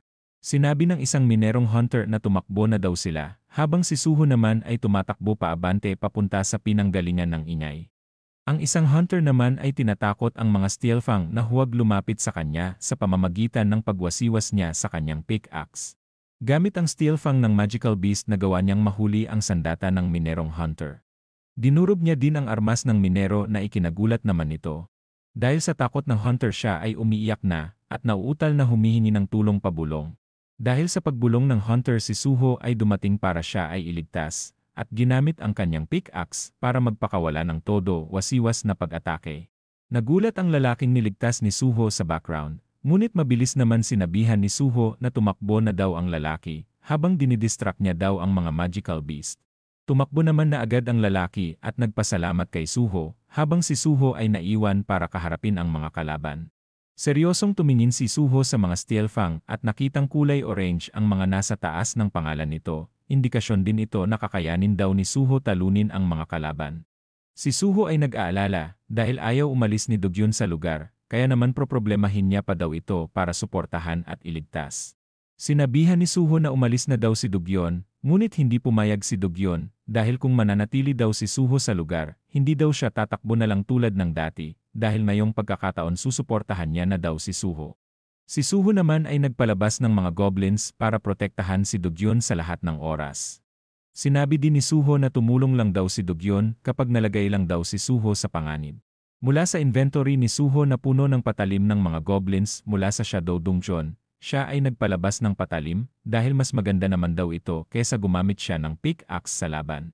Si Dogyun naman ay muling nagulat dahil sa kakaibang unique summoning skill ni Suho. Si Suho ay nag-umpisa na bumuelo at umatake na sa mga Steelfang. Ang Steelfang ay binuka ang kanyang bibig para hulihin ang parating na patalim ni Suho. Ngunit sa bilis ni Suho, nahuli na ng reaksyon ang Steelfang at tuluyan ng nahati sa dalawa. Sa lakas na pinapakita ni Suho, masaya ang mga cute na goblin habang chine-cheer si Suho. Sa kabilang banda naman si Dogyun ay patuloy pa din na nagugulat sa pinapakita ni Suho. Matapos mapatay ni Suho ang isang Steelfang, binigkas niya ang salitang arais, habang inaatake naman siya ng dalawa pang mga Steelfang. Dahil sa tatlong shadow pa lang ang pwede gamitin ni Suho, ang isa sa mga goblin ay nawala, dahil sa pagpapalabas ni Suho sa Steelfang. Si Suho ay nagpatuloy labanan ang mga kalaban, kasama ang bago niyang summon na Steelfang. Si Beru naman ay namamangha kay Suho, dahil sa bilis masanay ni Suho sa skill niyang Shadow Extraction. Habang pinagmamasdan ni Suho ang bago niyang alagad, iniisip niya na kapag pwede na siya makapagpalabas ng maraming shadow, magkakaroon na din daw siya ng hukbo tulad ng kanyang tatay. Si Suho ay bumuelo na, at sinaksak sa ulo ang Steelfang na kanyang kalaban, kaya naman ito ay nagawa niya ng matalo. Sa pagbigkas ni Suho ng salitang arais para buhayin ang Steelfang, muli namang nawala ang isa pang goblin. Dahil nawawala pa isa-isa ang kanyang mga kasama, ang goblin ay kinabahan hanggang ito ay umiyak na lamang. Si Suho ay muling natalo ang isang Steelfang sa background, at muli na namang nag-level up. Si Suho ay agad naman binuhay ang ikatlong Steelfang. Mula naman sa likod ni Suho tinawag siya ni Dogyun, sinabi niya na hindi daw pang e-rank ang physical abilities ni Suho, kasabay nun pinansin niya din ang kakayahan niyang bumuhay ng mga patay na magical beast. Si Suho naman ay nakalimutan daw na nasa paligid si Dogyun, kaya naman nag-isip na siya kung ano nga ba ang sasabihin niya. Si Suho ay sinabing e-rank daw talaga siya, ngunit sa isipan naman ni Dogyun hinihinala niyang si Suho ay isang false ranker. Si Suho ay muling nagulat naman sa notification ng system. Dumating na ang panibagong quest ni Suho, at ito ay ang talunin daw ang isang kalaban na pumapatay daw ng mga hunter. Si Suho ay naghintay naman kung anong klaseng kalaban nga daw ba ang kanyang makakalaban. Ang kalaban ay palapit na kanila Suho, na ikinagulat naman ni Dogyun na makita. Sinabi din ni Dogyun na ito ay isa sa mga hunter na kasama sa strike squad. Si Dogyun ay agad lumapit kay Yongjun, at nagpasalamat dahil sa wakas may dagdag na tutulong na daw sa kanila ni Suho para makaalis sa lugar. Tinanong din ni Dogyun ito kung ano nga daw ba ang nangyari sa kaloob-looban ng Dungsyon. Sa likod naman ni Dogyun ay pinipigilan siya ni Suho na lumapit sa bagong dating na hunter. Sinabi ni Suho na delikado daw ang hunter, na ipinagtaka naman ni Dogyun. Iwinasiwas na ni Yongjun ang kanyang espada kay Dogyeon. Ngunit nagawa naman ni Suho na mahila si Dogyeon bago pa ito mahiwa sa dalawa. Habang nagugulat, inutusan naman ni Suho ang kanyang wolf team na sumugod na daw sa kalaban. Si Suho ay binuhat palayo si Dogyeon dahil nahimatay ito dahil sa sobrang takot. Iniisip din naman ni Suho na meron na naman daw isang hunter ang naging magical beast. Habang nakikipaglaban ito sa mga Steelfang na alagad ni Suho, napansin din ni Suho na kulay pula ang naka-indicate sa pangalan ng hunter na sinapian. Si Suho ay muling naalala ang laban niya sa Mistborn na may malaking espada. Dahil pareho lang daw ng kulay ng pangalan ang kalaban ni Suho sa kanyang harapan ngayon. Tinanong ni Suho si Beru kung monarch daw ba talaga ang halimaw na kalaban nila. Sinabi ni Beru na may kapiranggot daw na enerhiya ng pagka-monarch ang kalaban nila, ngunit masyado daw itong mahina para tawaging monarch. Sinabi din ni Beru na hindi pwede kalabanin ni Suho ang halimaw sa kanyang kasalukuyang lakas. Ngunit binuksan ni Suho ang kanyang inventory, at sinabi na sapat na daw ang kanyang nalaman. Si Beru naman ay nagtataka sa kinikilos ni Suho. Si Suho ay inilabas ang lahat ng kanyang patalim sa kanyang inventory. Habang sinasabi na binigyan daw siya ng quest ng system, kaya naman alam daw siguro ng system na may pag-asa siyang matalo ang kalaban na nasa harap niya. Sinabi niya din na gusto niya na makita ang mga magulang niya, kaya naman kailangan niya daw talunin ang kalaban para lumakas daw siya kaagad at mapabilis ang pagkikita nila ng kanyang mga magulang. Ang makakalaban ni Suho ay tapos na talunin ang mga shadow na Steelfang ni Suho. Kaya naman handa na ito para labanan si Suho. Sa kabilang banda naman, si Suho ay handa na din kasama ang kanyang mga patalim na ikinalat sa paligid. Habang nakatayo kasama ang kanyang mga patalim, sinabi ni Suho na tatalunin niya ang red name na nasa harapan niya para makapag-level up ng mabilis. Habang nanunood si Beru sa gilid, napansin niya na kahit anong dehado ni Suho sa laban patuloy siyang nakikipaglaban sa kanyang mga kalaban. Nakikita din daw ni Beru kay Suho ang ugali ng kanyang ama na si Jinwoo. Habang palapit ang kalaban kay Suho, sinabi naman ni Beru na kailangan daw ni Suho matanggal ang espada sa kalaban o putulin ang kamay ng gumagamit sa espada para mawalan ng kontrol ang espada sa taong may hawak sa espada. Habang naglalakad palapit si Yongjun, siya ay may napansin. Ito pala ay ang mga shadow soldiers ni Suho na muling bumalik sa dati nitong anyo na pasugod na kay Yongjun. Gamit ang fangs ng Steelfang nagawa nito mapigilan ang atake ni Yongjun. Si Suho naman ay biglang nagulat dahil muling nabuhay ang kanyang mga alagad. Sinabi naman ni Beru na hanggat may mana daw si Suho kaya niya daw buhayin paulit-ulit ang mga ito dahil sila ay astral forms. Habang tinatapos ni Yongjun ang mga kalaban, tinanong niya naman si Suho kung ano na daw ang masasabi niya tungkol sa shadow extraction. Sinabi naman ni Suho na mahina daw ang mga shadow na nililikha niya. Si Beru naman ay pinaliwanag na mahina pa naman daw kasi si Suho kaya naman ganon. Si Suho ay biglang nagulat dahil nagsalita ang kanyang kalaban at sinabi na paano daw nagagamit ng insekto tulad ni Suho ang kapangyarihan ng Shadow Monarch.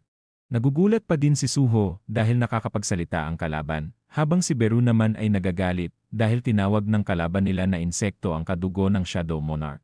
Nang marinig ng Monarch of Fangs ang sinabi ni Beru, hindi daw siya makapaniwala na magkikita muli sila ng Shadow Monarch. Habang nagsasalita naman ang kalaban, may parating naman bigla na patalim sa kanya. Ngunit gamit ang matalas nitong mga daliri, nagawa niyang masira ang patalim na parating. Si Suho ay masaya sa parating na laban, at sinabing umpisahan na daw nila ang bakbakan. Si Suho ay umatake gamit ang kanyang mga patalim na binabato niya gamit ang Ruler's Authority. Ngunit sa dami ng ibinabato ni Suho, nagagawa naman ng Monarch of Fangs na masira ang mga patalim na ibinabato sa kanya. Habang nakangiti, inaasahan na daw ni Suho na magiging ganito daw ang kalalabasan ng kanyang pag-atake sa isang red name. Si Suho ay patuloy na ginamit ang kombinasyon ng mas mabilis at mas maraming mga patalim. Ngunit kahit pinalakas ni Suho ang kanyang pag-atake, nagagawa pa din ito mapigilan ng kanyang kalaban.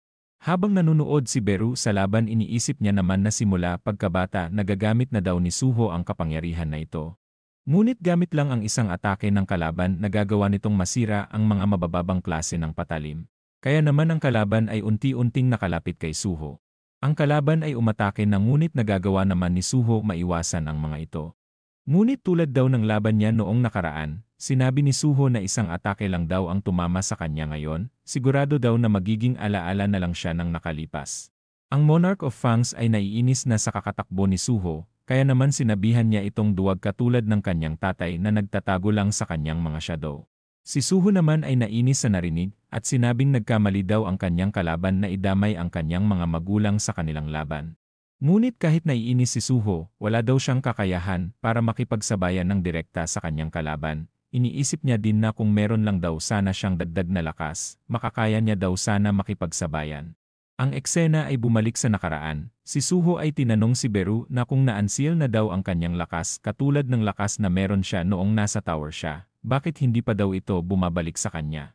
Si Beru naman ay sinabing huwag niya daw isipin ang kanyang kapangyarihan noong nasa tower siya. Bagkus isipin niya daw ang kapangyarihan na meron siya noong bata pa siya. Dahil ang kapangyarihan niya daw na ito ay sapat na daw para kalabanin ang mga itarim o ang mga gods ng outer space. Sinabi din ni Beru na isang test daw ito kung kakayanin niya nga daw ba ma-unlock ang kanyang kapangyarihan. Tinanong din ni Suho kung isang laro lang daw ba ang naging experience niya sa tower. Sinabi naman ni Beru na pilitin daw ni Suho alalahanin ang mga experience niya sa tower, dahil makakatulong daw ito para mas lumakas pa daw si Suho. Habang tumatakbo si Suho sa mga pagsugod ng kalaban, naaalala daw ni Suho ang mga pakiramdam noong nasa loob pa daw siya ng tower. Sinabi din ni Suho na kung may gauntlet lang daw sana siya, katulad noong sandata niya sa loob ng tower, makakaya niya daw sana makipagsabayan. Si Suho ay muling naalala ang sinabi ni Beru na astral forms ang mga shadow na pwede pabalikin anumang oras hanggat may mana si Suho. Nang maisip ni Suho ang sinabi ni Beru, naisip naman ni Suho na maaari niya daw siguro gawin ang mga astral forms sa kahit anong anyo nito. Si Suho ay muling binuhay ang dalawa sa kanyang mga shadow steel fang. Habang hinahabol pa din ng Monarch of Fang si Suho, sinabi nito na hindi na daw natuto si Suho dahil sa muling pagpapalabas nito ng kanyang mga shadow soldiers. Habang palapit ang dalawang shadow steel fang, ang kalaban naman ay nakahanda na para hatiin sa dalawa si Suho. Ang dalawang shadow steel fang naman ay nakahanda na sa kanilang gagawin. Ang mga ito ay nagbago ng anyo papunta sa mga kamay ni Suho. Gamit naman ang buong puwersa ng kalaban siya ay umatake na, kumpiyansa din ang kalaban na natapos niya na si Suho. Ngunit siya ay nagulat matapos matamaan ng kanyang espada ang itim na bagay na walang iba kundi ang mga steel fang na nag-transform bilang sandata ni Suho. Mula sa mga buhay na steel fang kanina, kaya din nila mapigilan ang atake ng kalaban. Kaya naman nang magawang sandata ito ni Suho agad naman pinangalanan ito ng system na form change ng Shadow Steel Fang na gauntlet. Dahil sa pambihirang talento ni Suho nag-leveled up na ang kanyang Shadow Extraction na may level 2 na form change. Ang laban ay nagpatuloy at mula sa bagong sandata daw ni Suho magiging posible na daw ang makipagsabayan sa kanyang kalaban. Ang dalawa ay nagpakawala ng mga deadly na mga pag-atake ngunit nagagawa naman nila masangga ang bawat isa nito. Habang nanunood naman si Beru, siya ay nabibilib dahil sa ginawang sandata ni Suho ang kanyang Shadow Soldier. Ang Shadow Monarch ay may infinite na paglakas at may kakayahan na makontrol ang mga shadows. Namamangha si Beru dahil isang baguhan pa lang daw si Suho, ngunit nagagawa niya na daw ang mga kamangha-manghang bagay na hindi niya inaasahan. Habang nakikipagsabayan pa din si Suho sa kalaban, may kinokontrol siyang isang patalim na pasugod sa kanyang kalaban.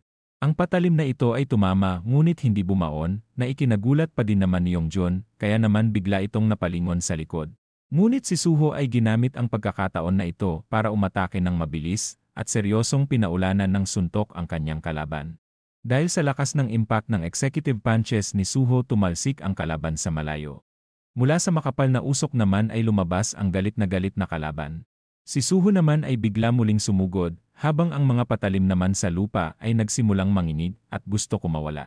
Ilang saglit pa nabunot ang mga ito gamit ang ruler's authority ni Suho. Si Suho ay handa na ipakawala ang kanyang mga atake sa kalaban na gulat. At gamit ang napakaraming patalin si Suho ay nagawang maputol ang kamay ni Yongjun.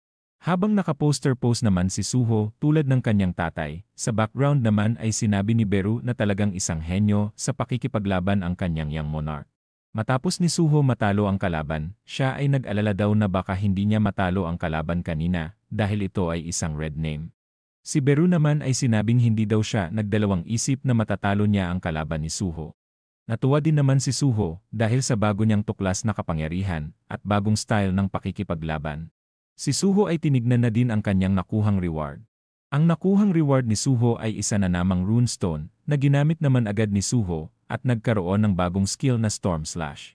Ang skill na ito ay may 50 mana cost na maganda namang gamitin sa mga maraming kalaban. Si Suho naman ay masaya at sinabing may naiisip na siyang magandang paggagamitan ng skill na ito. Si Suho ay nagpasya na subukan daw ang kanyang bagong skill. Si Suho ay naghahanap ng sandata, habang ang espada naman ay nagsasalita sa kanyang isipan, hindi daw siya makapaniwala na muli siyang matatalo ng kadugo ng Shadow Monarch. Ngunit hindi pa daw siya tapos sa kanyang plano. Dahil si Suho ay balak gamitin ang espada ng Monarch of Fangs. Nang mahawakan ni Suho ito, may ilusyon na kumain kay Suho, ngunit nagtaka naman ang espada. Nahawakan siya ni Suho, ngunit hindi niya makontrol ito.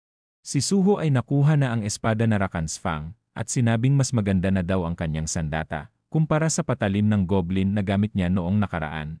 Habang handa na si Suho gamitin ang bago niyang skill. Nagtataka naman ang espada, dahil meron pa daw palang nilalang na hindi niya kaya kontrolin bukod sa Monarch of Fangs.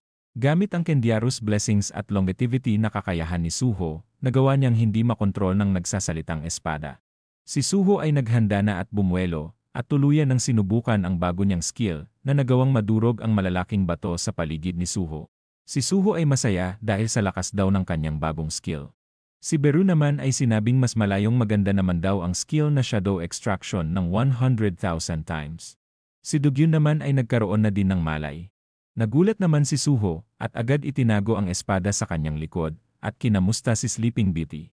Nang magising ng tuluyan si Dugyun, tinanong niya naman si Suho kung ano daw ang nangyari. Sinabi naman ni Suho na mahabang kwento daw, kaya naman kwekwento niya na lang daw habang palabas sila sa dungsyon. Si Dugyun ay bigla nagulat matapos makita ang muntik pumatay sa kanya na si Yongjun. Mula sa labas ng gate, sila Suho ay nakalabas na. Ngunit si Suho ay sinabing babalik daw siya sa loob para tignan kung may mga iba pa daw na survivors sa loob. Habang pabalik si Suho sa loob, pinagmasdan naman siya ni Dugyun, at tinanong kung gaano nga daw ba kalakas ang E-rank hunter na si Suho.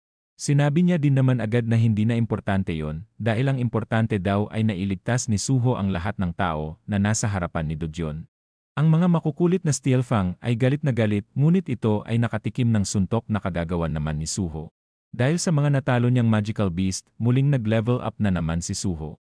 Si Suho ay nararamdaman daw na marami pa daw na halimaw sa loob, kaya naman sinabi ni Beru na kailangan niya daw tapusin ang lahat ng halimaw para bumilis ang paglakas ni Suho. Si Suho ay pumikit at tinanong ang espada kung bakit humina daw ang mga pag-ataking ginagawa nito.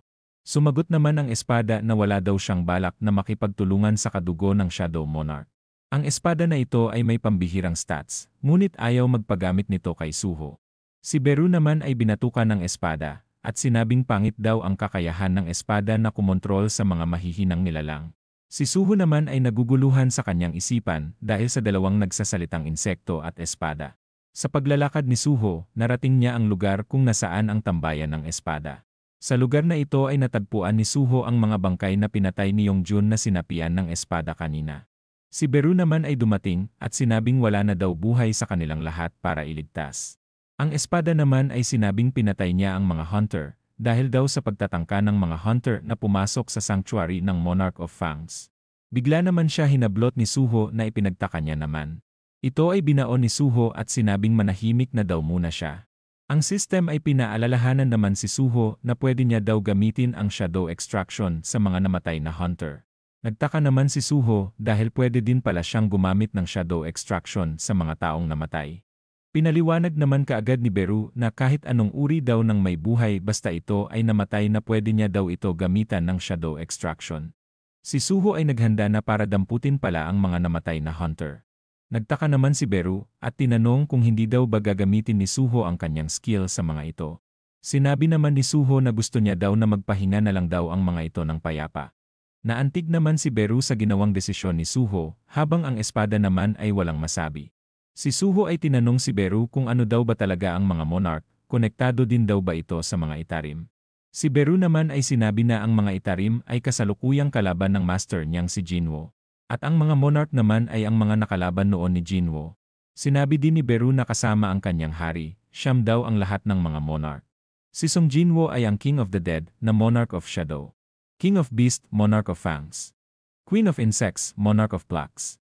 Monarch of Monstrous Humanoid, Monarch of Iron Body. King of Demons, Monarch of White Flames. King of Giants, Monarch of the Beginning. King of Demonic Specters, Monarch of Transfiguration. At ang huli ay ang King of Berserk Dragons, Monarch of Destruction. Sinabi ni Beru na ang 8 monarch daw na ito ay nagsama-sama noon, ngunit malagim lamang ang sinapit ng mga ito sa kamay ng kanyang hari na si Jinwoo. Si Suho naman ay napatanong kung nagawa daw ba talaga ng tatay niya yon. Ang espada naman ay sinabing totoo ang lahat ng sinabi ni Beru, dahil ang Shadow Monarch daw ang pumatay sa kanyang master na Monarch of Fangs. Sinabi din ng espada na kung may sapat lang siyang lakas tatapusin niya daw si Suho at ipapakain sa mga wolf. Si Suho naman ay sinabing naintindihan niya daw ang espada. Sinabi ni Suho na prinotektahan lang daw ng tatay niya ang Earth, gaya ng pagprotekta ngayon ng espada sa sangtuaryo na pinapahalagahan niya. Sinabi din ni Suho na kung ang misyon daw ng espada ay ang protektahan ang lugar na ito, bakit niya pa daw kailangan maghiganti sa kanyang tatay? Ang espada naman ay medyo nagalit sa sinabi ni Suho. Sinabi naman ni Suho na nasa kalawakan ang mga magulang niya, kaya naman para makita sila gagawin niya daw ang lahat, at gagamitin ang lahat ng pwede niya magamit para makita ang kanyang mga magulang. Kapag sinakop daw ng mga itarim ang Earth, malamang masisira din daw ang lugar na kanyang prinoprotektahan. Kaya naman hiningi ni Suho ang tulong ng espada, kapalit nun proprotektahan din daw ni Suho ang lugar na ayaw masira ng espada. Habang nakatingin ang espada kay Suho, napapatanong ito sa sinasabi ni Suho na pagtutulungan. Si Suho ay hinawakan ng espada, at muli itong inalok ng pakikipagtulungan sa kanya. Ang eksena ay nalipat na sa labas ng donjon. Si Dojun naman ay tinanong ng mga interviewer tungkol sa nangyari kahapon sa loob ng donjon. Si Dogyun ay ngumiti at sinabing handa daw siyang sabihin ang lahat ng alam niya. Si Dogyun ay iniisip na mas magiging maganda ang trato nila kay Suho bilang hunter kapag sinabi niya ang tungkol sa mga nagawa nito sa loob ng donjon.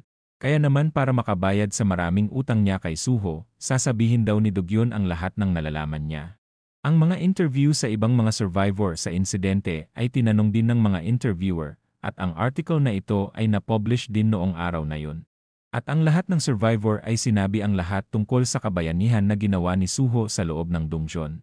Ang lalaki ay nilalaro ang kanyang ballpen, at sinabing mukhang oras na daw para kumuha sila ng bagong porter. Ang lugar na ito pala ay ang Black Tortoise Guild Management Team 2. Ang isang lalaki naman ay sinabing kailangan na daw talaga nila mag-recruit ng mga bagong A-rank hunter para maging porter daw nila sa loob ng donjon. Ang lalaking ito ay si Lee Yung-ho, sinabi niya sa kanyang mga kasamahan na may irerekomenda daw siya. Ang lalaki ay binasa na ang sinend sa kanya ni Lee Yung-ho. Nagulat naman ang dalawang lalaki dahil sa mga nagawa ng isang A-rank hunter sa loob ng donjon. Sinabi naman ni Lee Yung-ho na kapag nakuha daw nila ang lalaking ito sa kanilang guild, sigurado daw siyang magiging headline sila ng balita. Ang tinutukoy pala ng mga lalaki ay ang sikat na bayani ngayon na si Suho. Sinabi din ni Lee Yung-ho na kukontakin niya daw kaagad si Suho para maisali sa kanilang guild. Makalipas ang ilang minuto si Lee Yung-ho ay ibinaba ang kanyang iPhone 21 Pro Max. Tinanong niya ang kanyang kasama kung tinanggap na daw ba ni Suho ang imbitasyon na binigay nila. Sigurado din daw na magugustuhan ni Suho ang offer nila sa kanya. Ngunit ang lalaki ay dismayado, at sinabing tinanggihan daw sila ni Suho na ikinagulat naman ni Lee Yung-ho. Sinabi naman ni Lee Yung-ho na hindi niya maintindihan na paanong isang A-rank hunter lamang ang kayang tumanggi sa kanilang offer. Ang lalaki naman ay sumagot, at sinabi daw ni Suho na wala daw siyang balak sumali ng mga guild.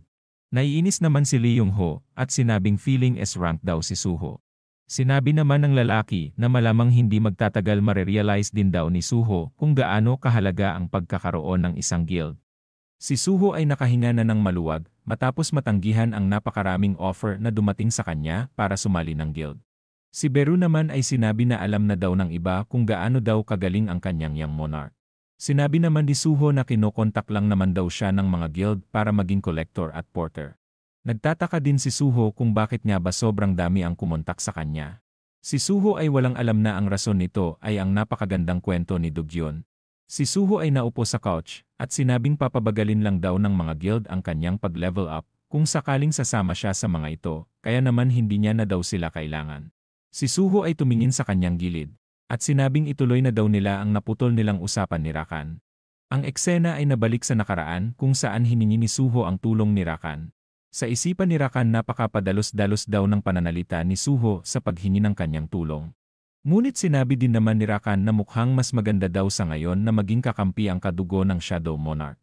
Kaya naman sinabi ni Rakan may kondisyon daw siya para makipagtulungan kay Suho, at yun ay ang tulungan siya makapunta sa ibang sangtuaryo. Sa kasalukuyan, tinanong ni Suho kung alam nga daw ba ni Rakan kung nasaan ang sangtuaryo na tinutukoy niya. Sinabi ni Rakan na kahit gaano pa ito kalayo, kaya niya daw malaman kung nasaan ito. Sinabi din ni Rakan na sumarado na daw ang gate, na tinatawag daw ng mga tao na dungeon break. Sinabi naman ni Suho na kung ganon ang nangyari, naging isang field-type dungeon na daw ang sangtuaryo na tinutukoy ni Rakan. Ang field-type dungeon ay isang lugar na napabayaan at pinamahayan na ng mga magical beast. Si Suho ay nag-message sa kanyang uncle at sinabing huwag mag-alala na hanapin siya. Dahil mawawala daw siya ng mga ilang araw. Si Suho ay nakahanda na din para magtungo sa sangtuaryo na tinutukoy ni Rakan. Mula sa madilim na kabundukan, sila Suho ay nakarating na sa entrance ng kanilang pupuntahan. Si Suho ay nagtaka kung yun na daw ba ang lugar na kailangan nila puntahan, na sinang-ayunan naman ni Rakan. Sinabi din ni Suho na mahirap daw ang kanilang gagawin dahil pagmamay-ari daw pala ito ng isang guild. Illegal din daw ang gagawin nilang pagpasok sa lugar, kaya naman delikado kapag nahuli sila. Sinabi din ni Suho na kilala ang Hyenas Guild na puro gangsters ang member nito, kaya naman malamang daw na maraming kriminal ang makikita nila sa loob ng lugar. Sinabi naman ni Beru na isipin na lang daw ni Suho ang magpalakas at magpa-level up. Nang marinig ito ni Suho, agad niya namang sinabi na maghanda na ang kanyang mga kasama dahil papasok na sila sa loob. Ang security camera ay nabalutan ng aura at ito ay sinira na ni Suho. Si Suho ay sinabing kung gagawin daw nila ang misyon, kailangan daw na walang makaalam sa gagawin nila. Si Suho ay nakapasok na sa loob at napansin ang makapal na hamog sa lugar. Sinabi naman ni Beru na ang hamog ay isang magic na nanggagaling sa outer space. Ito din daw ay puwersa ang dimensional barrier na masira at gumagawa ng lamat sa mundo. Sinabi din ng espada na dahil sa hamog na ito, nalipat ang kanyang sangtuaryo at naging konektado sa Earth. Ang mga itarim daw ay gumagawa ng mga dimensional na butas para dito magpadala ng kanilang mga alagad. Sinabi naman ni Suho na kung ganon ang sitwasyon, mukhang kailangan niya pa daw magpalakas ng sobra. Habang nakatayo si Suho sa gitna ng kagubatan, ang mga kalaban ay unti-unti nang nagsilabasan. Ang espada naman ay handa na din tulungan si Suho at ipakita kung ano nga daw ba ang kaya niya gawin. Ang mga kalaban ay umatake na. Ngunit hindi daw gagamitin ni Suho ang espada, na ikinagulat naman ng espada. Sinabi din ni Suho na nalaman niya na daw kung paano siya makikipaglaban sa sarili niyang paraan. Sinabi ni Suho na gagamitin niya daw ang basics na pakikipaglaban na alam niya. Habang ginagamit ni Suho ang kanyang ruler's authority, nakikipaglaban naman siya ng mano-mano sa mga kalaban na nakakalapit sa kanya. Kinuha niya din saglit si Rakan para panandalian na gamitin ang Storm Slash sa mga kalaban. Matapos niya gawin ito, ginawa niya naman na gauntlet ang mga napatay niyang magical beast para gamitin ang kanyang sariling fighting style. Si Beru ay muling namamangha sa pinapakita ni Suho. Habang si Rakan naman ay iniisip na habang tumatagal ang pakikipaglaban ni Suho, mas lalo pa daw itong lumalakas. Kaya naman sa pagkakataon daw na ito, matatalo daw talaga sila sa war na magaganap. Si Suho ay ginamit na din ang kanyang shadow extraction para buhayin muli ang kanyang mga natalong kalaban. Nakakapagpalabas na din si Suho ng 5 shadow dahil pinataas niya ang kanyang intelligence stats. Binatukan naman ni Suho si Beru, matapos sabihin ni Beru na wala pa daw sa kalingkingan ang kaya gawin ni Suho dahil ang tatay niya ay may maraming milyon na daw na army. Mula sa madilim na kagubatan, sinabi ni Rakan na narating na daw nila ang lugar. Sinabi ni Rakan na nasa loob daw ng lugar na ito, ang daan papunta sa kanyang sangtuaryo. Si Suho ay hindi naman daw makapaniwala dahil meron pa daw palang nagbabantay na mga tao sa oras na ito. Nagtataka naman si Suho kung ano nga daw ba ang ginagawa nila sa ganitong oras. Mula sa entrance ng lugar, may sasakyan na parating, huminto na din ang sasakyan matapos makarating sa loob ng lugar. Naikinagulat naman ni Suho dahil ang sasakyan ay naglabas ng mga tao na kinidnap. Ang isang lalaki naman ay nagsimulang titigan ng hindi maganda ang babaeng hostage. Sinabi ni Suho na mukhang human trafficking daw ang nangyayari sa lugar, na sinang-ayunan naman ni Beru. Sinabi ni Beru na huwag daw gagawa ng hindi maganda si Suho dahil daw sa trespassing na ginawa nila, hindi sila pwede magpakita. Matapos magsalita si Beru, nawala na si Suho sa kanyang tabi at tuluyan ng tumalon papunta sa mga kalaban. Dahil ang tatay daw ni Suho ay isang violent crime detective at ang lolo niya naman ay isang legendary na bombero. Kaya naman naging normal na din daw kay Suho na tumulong siya kapag nakakita ng taong nangangailangan. Ang lalaki ay may napansin na parating na walang iba kundi ang bida natin na si Suho na umatake ng buong tapang sa mga kalaban. Mula sa mataas na lugar lumapag ang solid na sipa sa pagmumukha ng lalaki na kagagawan ni Suho. Ang mga kasamahan naman ni Suho ay pinanood ang ginawa niya ng may iba't ibang reaksyon. Habang ang grupo naman ng kalaban ay nagulat sa biglaang pagdating ni Suho sa kanilang base.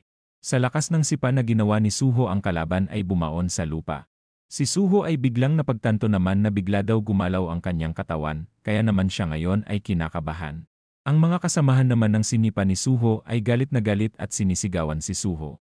Iniisip din ni Suho na trespassing ang ginawa niya, kaya naman nag-isip siya ng paraan kung paano niya matatakasan ang kanyang sitwasyon. Si Suho ay biglang may naisip, at biglang lumipad ang isa sa kanyang mga shadow. Ito ay pumunta kay Suho at naging maskara para matakpan ang mukha ni Suho. Sinabi din ni Suho na napakasama daw ng mga miyembero ng Hyenas Guild dahil sa kanilang panginidnap. Ang grupo naman ng Hyenas Guild ay sinabi na mukhang gusto na daw ni Suho mamatay dahil sa kanyang ginawa. Ang mga hunter ng Hyenas Guild ay tuluyan ng sumugod kay Suho para ipaghiganti ang kanilang kasamahan. Si Suho ay walang hirap naman na iniwasan ang mga pag-atake ng kalaban. Dahil sa hina ng pinapakita sa kanya ng mga kalaban, sinabi ni Suho na magpipigil daw siya ng kanyang lakas. Ngunit sa ginawang suntok ni Suho ay nagawa pa ding mapatalsik sa malayo ang kalaban. Ang natirang kalaban naman ay nagulat dahil sa lakas ni Suho. Muling sumugod si Suho at pinatulog at binatukan ang dalawang kalbo habang nanunood si Beru. Sinabi niyang lumakas na daw si Suho na kahit ang mga si-rank hunters ay tinatalo niya na lang ng walang hirap. Kaya naman nabibilib daw talaga si Beru sa kanya. Mula sa stats ni Suho siya ay isa ng level 16 na may pambihirang stats bilang level 16. Makalipas ang ilang minuto nagawa na din ni Suho maitali ang mga kidnapper. Dahil sa ginawa ni Suho, kinongrats naman siya ni Beru at sinabihang napakagaling daw talaga ni Suho. Nagpasalamat naman ang mga taong tinulungan ni Suho at tinanong kung isang hunter daw ba si Suho. Sumagot naman si Suho na sekreto lang daw ang kanyang pagkatao. Sinabihan din ni Suho ang mga tao na umalis na daw sila sa lugar, habang siya naman ay aalamin pa kung anong meron sa lugar na ito. Ang mga niligtas ni Suho ay umalis na gamit ang sasakyan ng kalaban, habang si Suho naman ay nagtataka pa din kung bakit daw nangingidnap ng mga tao ang Hyenas Guild. Si Rakan naman ay sinabing may nararamdaman na daw siya, na agad namang tinanong ni Suho kung ano ito. Sumagot naman si Rakan na ang nararamdaman niya daw ay ang rason kung bakit sila pumunta dito sa lugar na ito. Sila Suho ay pumasok na sa lugar kung saan nararamdaman ni Rakan ang hinahanap nila. Nagulat naman si Suho sa kanyang nakita ng mga kulungan sa loob ng lugar. Na-realize ni Suho na ang mga Hyenas Guild ay kinukulong ang mga tao dito at pinapahirapan. Si Beru naman ay pinagpapawisan at sinabing may nararamdaman daw siyang pamilyar na aura. Mula sa isang kulungan ay may nilalang na nakakulong. Napansin ito ni Suho at sinabing pati ang cute na aso ay hindi pinalagpas ng Hyenas Guild. Si Rakan naman ay sinabing hindi ito isang aso dahil ito daw ay ang tagapagmana ng Beast King na Monarch of Fangs. Na ikinagulat naman ni Suho mula sa background. Sinabi ni Rakan na bago mamatay ang kanyang master, may inutusan daw ito na gwardya para bantayan ang natitirang descendant. Si Beru naman ay sinabing nararamdaman niya daw ang presence ng Monarch of Fangs sa wolf. Ngunit ito ay mahina na para bang ito ay mamamatay na. Tinanong din ni Beru kung ano na nga daw ba ang magiging desisyon ni Suho. Habang sasabihin pa lang ni Suho ang kanyang pagpapasya. Nagulat si Suho dahil sa kanyang naramdaman sa kanyang paligid. Inakala daw ng nilalang na padating na marami daw ang kalaban dahil sa mga napabagsak na hunter sa labas, ngunit iisa lang naman daw pala. Si Suho ay muling nagmaskara at lumingon sa nilalang na nagsasalita. Hindi niya rin daw inaasahan na may natitira pa daw palang kalaban sa paligid. Si Suho ay nagulat dahil isang halimaw pala ang nagsasalita. Sinabi din ng halimaw na ito na wala daw talagang silbi ang Hyenas Guild. Si Rakan naman ay sinabing buhay pa daw pala si Broky. Napatanong naman si Suho kung kilala daw ba talaga ni Rakan ang nilalang, na sinang-ayunan naman ni Rakan. Sinabi din ni Rakan na ang halimaw daw na ito ay ang tinutukoy niya kaninang gwardya ng descendant ng Monarch of Fangs. Ang halimaw naman ay kinamusta din si Rakan sa kanilang muling pagkikita. Nagpakawala ng maliwanag na aura si Rakan, at galit na sinabi na mukhang nakalimutan na daw ni Broky ang kanyang layunin na protektahan ang descendant ng Monarch of Fangs. Si Suho ay kinuha na ang maliit na wolf at ito ay binuhat niya na sa kanyang bisig. Si Broky ay nakita ang pagkuha ni Suho sa maliit na wolf, kaya naman mabilis itong pumunta kay Suho at kinuha pabalik ang maliit na wolf. Sinabi niya din na makapal ang mukha ni Suho para kunin ang kanyang pagmamay-ari. Mabilis na kumilos din si Broky at nagpakawala ng matinding atake kay Suho. Ang ataking ito naman ay nagawa mapatalsik si Suho ng sobrang layo, at tumagos pa sa pader. Si Beru naman ay mabilis na pinuntahan si Suho, at tinanong kung ayos lang daw ba ang kanyang young monarch. Sinabi naman ni Suho na yun na daw ang pinakamasakit na injury na natanggap niya. Napansin din ni Beru ang tumatagas na dugo kay Suho, na pinag-alala naman ni Beru. Sumagot naman si Suho na huwag sumigaw si Beru, dahil masakit pa din daw ang kanyang ulo, mula sa lakas ng pag-atake ng kanyang kalaban. Mula sa natanggap ni Suho na malakas na atake, muli namang lumakas ang kanyang passive skill na toughness, na tumaas sa 40% physical defense. Sinabi naman din ni Beru na ang pamilyar na aura na naramdaman niya kanina ay ang aura ng isang itarim, at ang aura na ito daw ay nanggagaling mismo sa nilalang na umatake kay Suho. Sa hindi malaman na dahilan, si Rakan ay nanginginig habang sinisigawan si Broky, at tinanong kung ano nga daw ba ang ginagawa niya sa descendant ng Monarch of Fangs. Sinabi naman ni Broky na tumagal daw siya ng ganon katagal, dahil sa ginawa niya daw ang kinakailangan, at yun ay ang gawing sustansya ang mas mahihina daw sa kanya.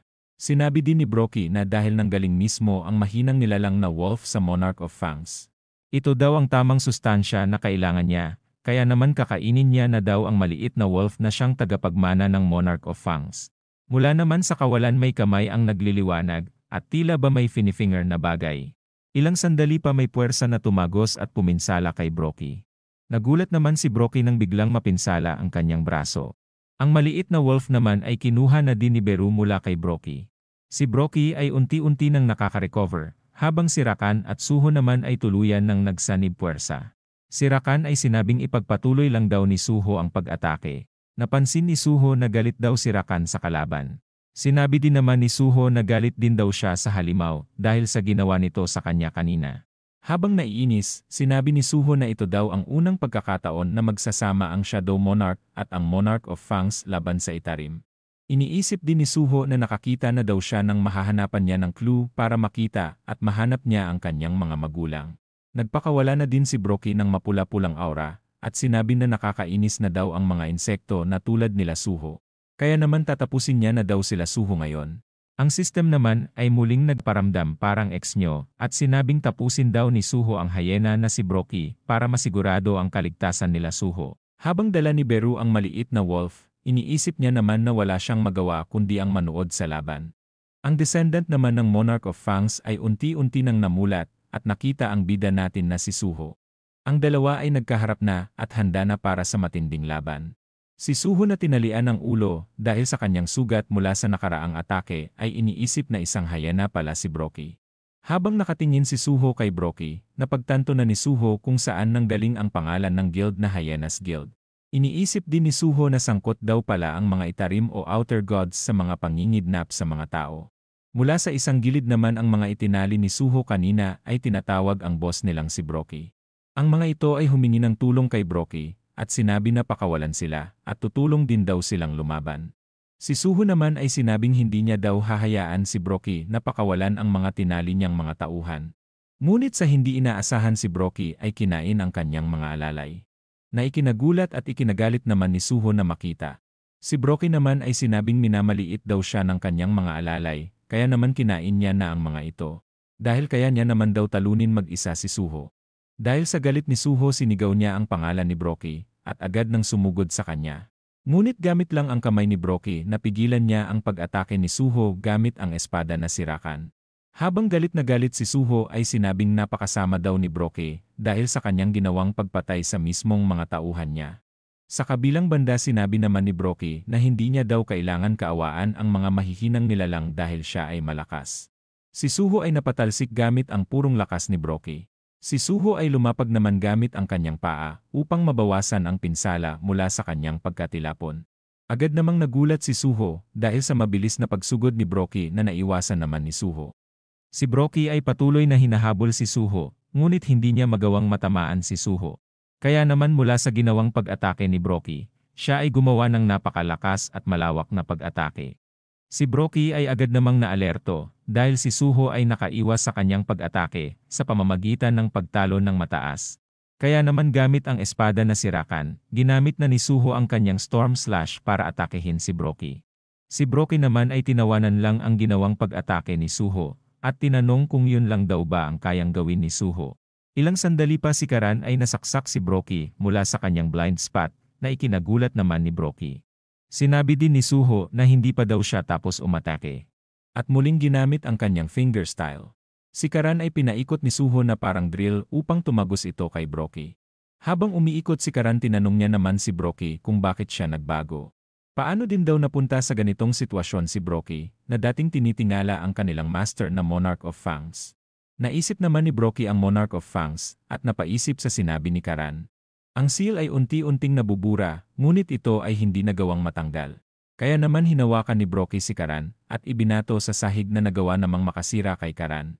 Si Broky ay galit na galit at sinabing hindi niya daw nirespeto ang Monarch of Fangs dahil itinuring lang daw siya nitong walang kwenta noon. Habang si Karan ay nawasak na, sinabi naman ni Broky na hindi na daw siya muling magiging alipin ng iba. Si Suho naman ay sinigaw ang pangalan ng espada dahil sa nakita niyang mapait na sinapit nito. Inatake naman agad ni Broky si Suho at sinabi niya kay Suho na hindi daw ito ang oras para mag-alala sa iba. Si Suho ay ramdam ang sakit ng atake ni Broky sa kanyang buong katawan. Ngunit kapag naiisip niya daw ang kanyang tatay na nakikipaglaban sa ibang lugar, hindi daw siya pwedeng matalo ng kahit na sino. Kaya naman ang aura ni Suho ay nagsimula ng mabuo sa kanyang kamay at gumawa ng gauntlet na sandata. Siya ay galit na, kaya naman sumugod na siya kay Broky at nakagawa ng solid na suntok. Habang nanunood si Beru, ang dalawa naman ay nagpapatuloy pa din sa laban at tila walang ayaw magpatalo. Si Karan ay tuluyan ng nasira, tumatagas na din ang kanyang kapangyarihan, gusto niya pa daw lumaban, ngunit wala na daw siyang pag-asa para lumaban pa. Kaya naman inaasa niya daw ang lahat kay Suho. Si Karan ay biglang may narinig na pinagtaka niya naman. Ilang sandali pa, nakita ni Karan ang descendant ng Monarch of Fangs na unti-unting tumatayo. Napagtanto ni Karan ang dahilan ng pagtayo ng maliit na wolf. Ito ay walang iba kundi ang fighting spirit na pinapakita ni Suho. Ang wolf ay nagsimula ng magalit at mag-super saiyan. Si Karan naman ay muling nagliwanag at sinabi ang huli niyang kaya gawin. Ito ay ang ibigay ang natitira niyang lakas sa maliit na wolf. Bigla din naman nagulat si Beru sa kanyang nasaksihan na ginawa ni Karan. Dahil sa enerhiya na natanggap ng wolf, unti-unti itong sumigla at gumaling ang kanyang mga pinsala. Si Suho naman ay muling nakatanggap ng atake at tumilapon. Habang palapit si Broky sa kanya, si Suho ay patuloy inaangat ang kanyang mga kamay habang may 21 health points na lang na natitira sa kanya. At habang nakataas ang kanyang kamay, inakala daw ni Suho na lumakas na daw siya. Ngunit mukhang imposible daw na manalo siya sa kanyang kalaban ngayon. Palapit na si Broky kay Suho habang sinasabi na may ibubuga daw si Suho para sa isang insekto. Si Broky ay muling umatake upang tapusin na daw si Suho. Naiinis naman si Suho dahil sa napakapangit daw na katapusan na kanyang kinakaharap. Ngunit mula sa kawalan, may mabilis na kumilos at kinagat ng isang wolf ang braso ni Broky. Si Suho naman ay nagtaka at nagulat dahil sa kanyang nasaksihan na pangyayari sa kanyang harapan. Si Broky naman ay nainis at napamura na lang sa nilalang na umatake at kumagat sa kanya. Ilan sandali pa, lumitaw na ang isang napakalaking wolf sa harap ni Suho. Ito ay galit at handa na ipagpatuloy ang laban. Ang system ay muling nagparamdam at sinabing nirerespeto daw siya ng descendant ng Monarch of Fangs dahil sa kanyang fighting spirit. Sinabi din ng system na kung gusto daw ba ni Suho na i-recruit ang wolf bilang kanyang companion. Si Suho naman ay nagulat sa nalaman dahil ang nasa harap niya pala ay ang napakaliit kanina na wolf. Nagtaka din si Suho sa sinabi ng system na recruitment na gagawin daw sa wolf bilang companion. Dahil sa paglakas ng maliit na wolf kanina na pagtanto ni Broky na inabsorb nito ang lakas ni Rakan. Si Suho naman ay nagulat sa nalaman dahil sinakripisyo pala ni Rakan ang buhay niya para bigyan ng lakas ang descendant ng Monarch of Fangs. Ang companionship ng system ay muling lumabas sa eksena upang paalalahanan si Suho. Habang nakatingin si Suho sa wolf, iniisip naman ni Suho na balak niya naman daw talaga makipagtulungan sa wolf noong una pa lang. Kaya naman pinindot na ni Suho ang yes sa pagpipilian sa system. Lumabas muli ang system at sinabing companion niya na daw ang wolf. Kaya naman biglang nakaramdam ang dalawa ng koneksyon sa isa't isa. Si Suho naman ay sinabi sa kanyang isipan na may bigla daw may pumapasok sa kanyang isipan. Bigla pumasok sa isipan ni Suho ang isang eksena kasama ang maliit na wolf at si Broky. Habang hawak ni Broky ang batang wolf, sinabi ni Broky na kailangan nila makasurvive dahil kapag nagpatalo sila mawawala daw ang lahat sa kanila. Habang nakangiti, sinabi ni Broky sa batang wolf na magpalakas siya para maging isang karapat-dapat sa trono ng Monarch of Fangs. Ang batang wolf naman ay masaya dahil sa malambing na kanyang kasama na si Brocky. Ngunit biglang nabalutan ng takot ang batang wolf at dahil ito sa mga nilalang na dumating sa kanilang harapan. Si Brocky naman ay nagtanong kung sino ang mga dumating at sinabing bakit hindi pa daw nila siya patayin. Ang nilalang na may hawak na baby naman ay sinabing mukhang magagamit daw nila si Brocky sa kanilang mga plano. Sinabi din ng babae na pinipili niya daw si Brocky at biglang may inilagay sa loob ng sistema ni Brocky. Ang eksenang ito ay nakita ng batang wolf kaya naman ito ay naiyak. Ang babae ay inutusan din si Brocky na manghuli daw ng mga tao at ibigay ito sa kanila. Habang galit na galit naman ang batang wolf dahil sa ginawa nila kay Brocky. Sinabi din ng babae na pinapalakas at tutulungan daw siya ng batong nilagay ng babae sa misyon ni Brocky. Habang umiiyak ang batang wolf dahil sa ginawa nila kay Brocky, bigla naman siyang nagulat dahil si Brocky ay tuluyan ng nagbago. Si Suho naman ay nagulat sa alaala na kanyang nakita, at iniisip na ito ay parte ng alaala ng descendant ng Monarch of Fangs. Iniisip din ni Suho na kung related daw ba sa itarim ang mga nilalang na lumitaw sa alaala ng wolf na naglagay ng bato kay Brocky. Nalaman din ni Suho na hindi daw pala gusto maghiganti ng wolf kay Brocky, dahil gusto niya lang ito pigilan, at iligtas si Brocky mula sa pagkontrol ng batong nilagay ng babaeng nilalang. Si Suho naman ay desidido pa din na talunin si Brocky dahil sa mukhang konektado ito sa mga plano ng mga itarim. Kahit gusto daw matalo ni Suho ang kalaban sa kanyang harapan. Iniisip ni Suho na wala naman daw siyang sapat na lakas para gawin ito. Dahil sa bagong kumpanyo ni Suho, siya ay biglang nagkaroon ng quest na ikinagulat naman ni Suho na malaman. Ang quest ay kailangan daw mahanap ni Suho ang 8 descendant ng Monarch of Fangs at ang reward sa quest na ito ay hindi pa sigurado. Ngunit si Suho naman ay nagkaroon ng panibagong skill na band skill. Nangyari din daw ito dahil sa kanyang kumpanyon na descendant ng Monarch of Fangs. Ang wolf at si Suho ay biglang nabalutan ng aura. Ang dalawa ay biglang nagpakawala ng matinding liwanag sa paligid. Si Beru naman ay sinabing may nakikita daw na may pagbabagong nangyayari sa kanyang young monarch. Si Brocky ay biglang kumilos ng mabilis. Hindi niya daw alam ang nangyayari, ngunit hindi niya daw hahayaan sila Suho na gawin ang kanilang gusto mangyari. Si Brocky ay nagpakawala ng malakas na pag-atake kanila Suho. Mula naman sa makapal na usok. Nagparamdam ang system at sinabing tapos na daw magawa ang skill. Si Brocky ay biglang nagulat dahil sa pinigilan siya ng panibagong kamay na ikinagulat niya naman. Mula sa puting buhok at krus sa noo, si Suho ay biglang nag-transform at naging mas malakas pa. Pati si Suho ay nagugulat sa kanyang sarili dahil sa kanyang naging transformasyon. Ang skill na Beast Position na ito ay level 1 at may mana cost na 1 mana per second. Dahil nakipag-fusion si Suho sa descendant ng Monarch of Fangs, ang kanyang abilidad ay nag-increase. Habang umaatake si Brocky, nagtataka naman siya dahil inabsorb ni Suho ang descendant. Si Suho ay madaling naiiwasan ang mga ataking parating at sinabing sobrang gaan daw ng kanyang katawan at ang mga senses niya ay naging mas matalas na din. At dahil sa pambihirang senses ni Suho nagawa niyang maiwasan lahat ng atake na ibinabato sa kanya ni Brocky. Dahil sa bagong anyo ni Suho, siya ay nagkaroon na din ng lakas para labanan at masaktan si Brocky sa isang normal na sipalang. Si Brocky naman ay hindi daw makapaniwala kay Suho sa pinapakitang panibagong lakas nito. Si Brocky ay biglang kumilos ng mabilis at sinabing hindi siya pwede matalo. Ang dalawa ay muling nagsabayan ng pag-atake. Habang nanunood naman si Berusha ay nagugulat sa panibagong tuklas na kapangyarihan ni Suho. Habang umaatake si Brocky sinasabi niya naman na wala daw tao na pwedeng makatalo sa kanya.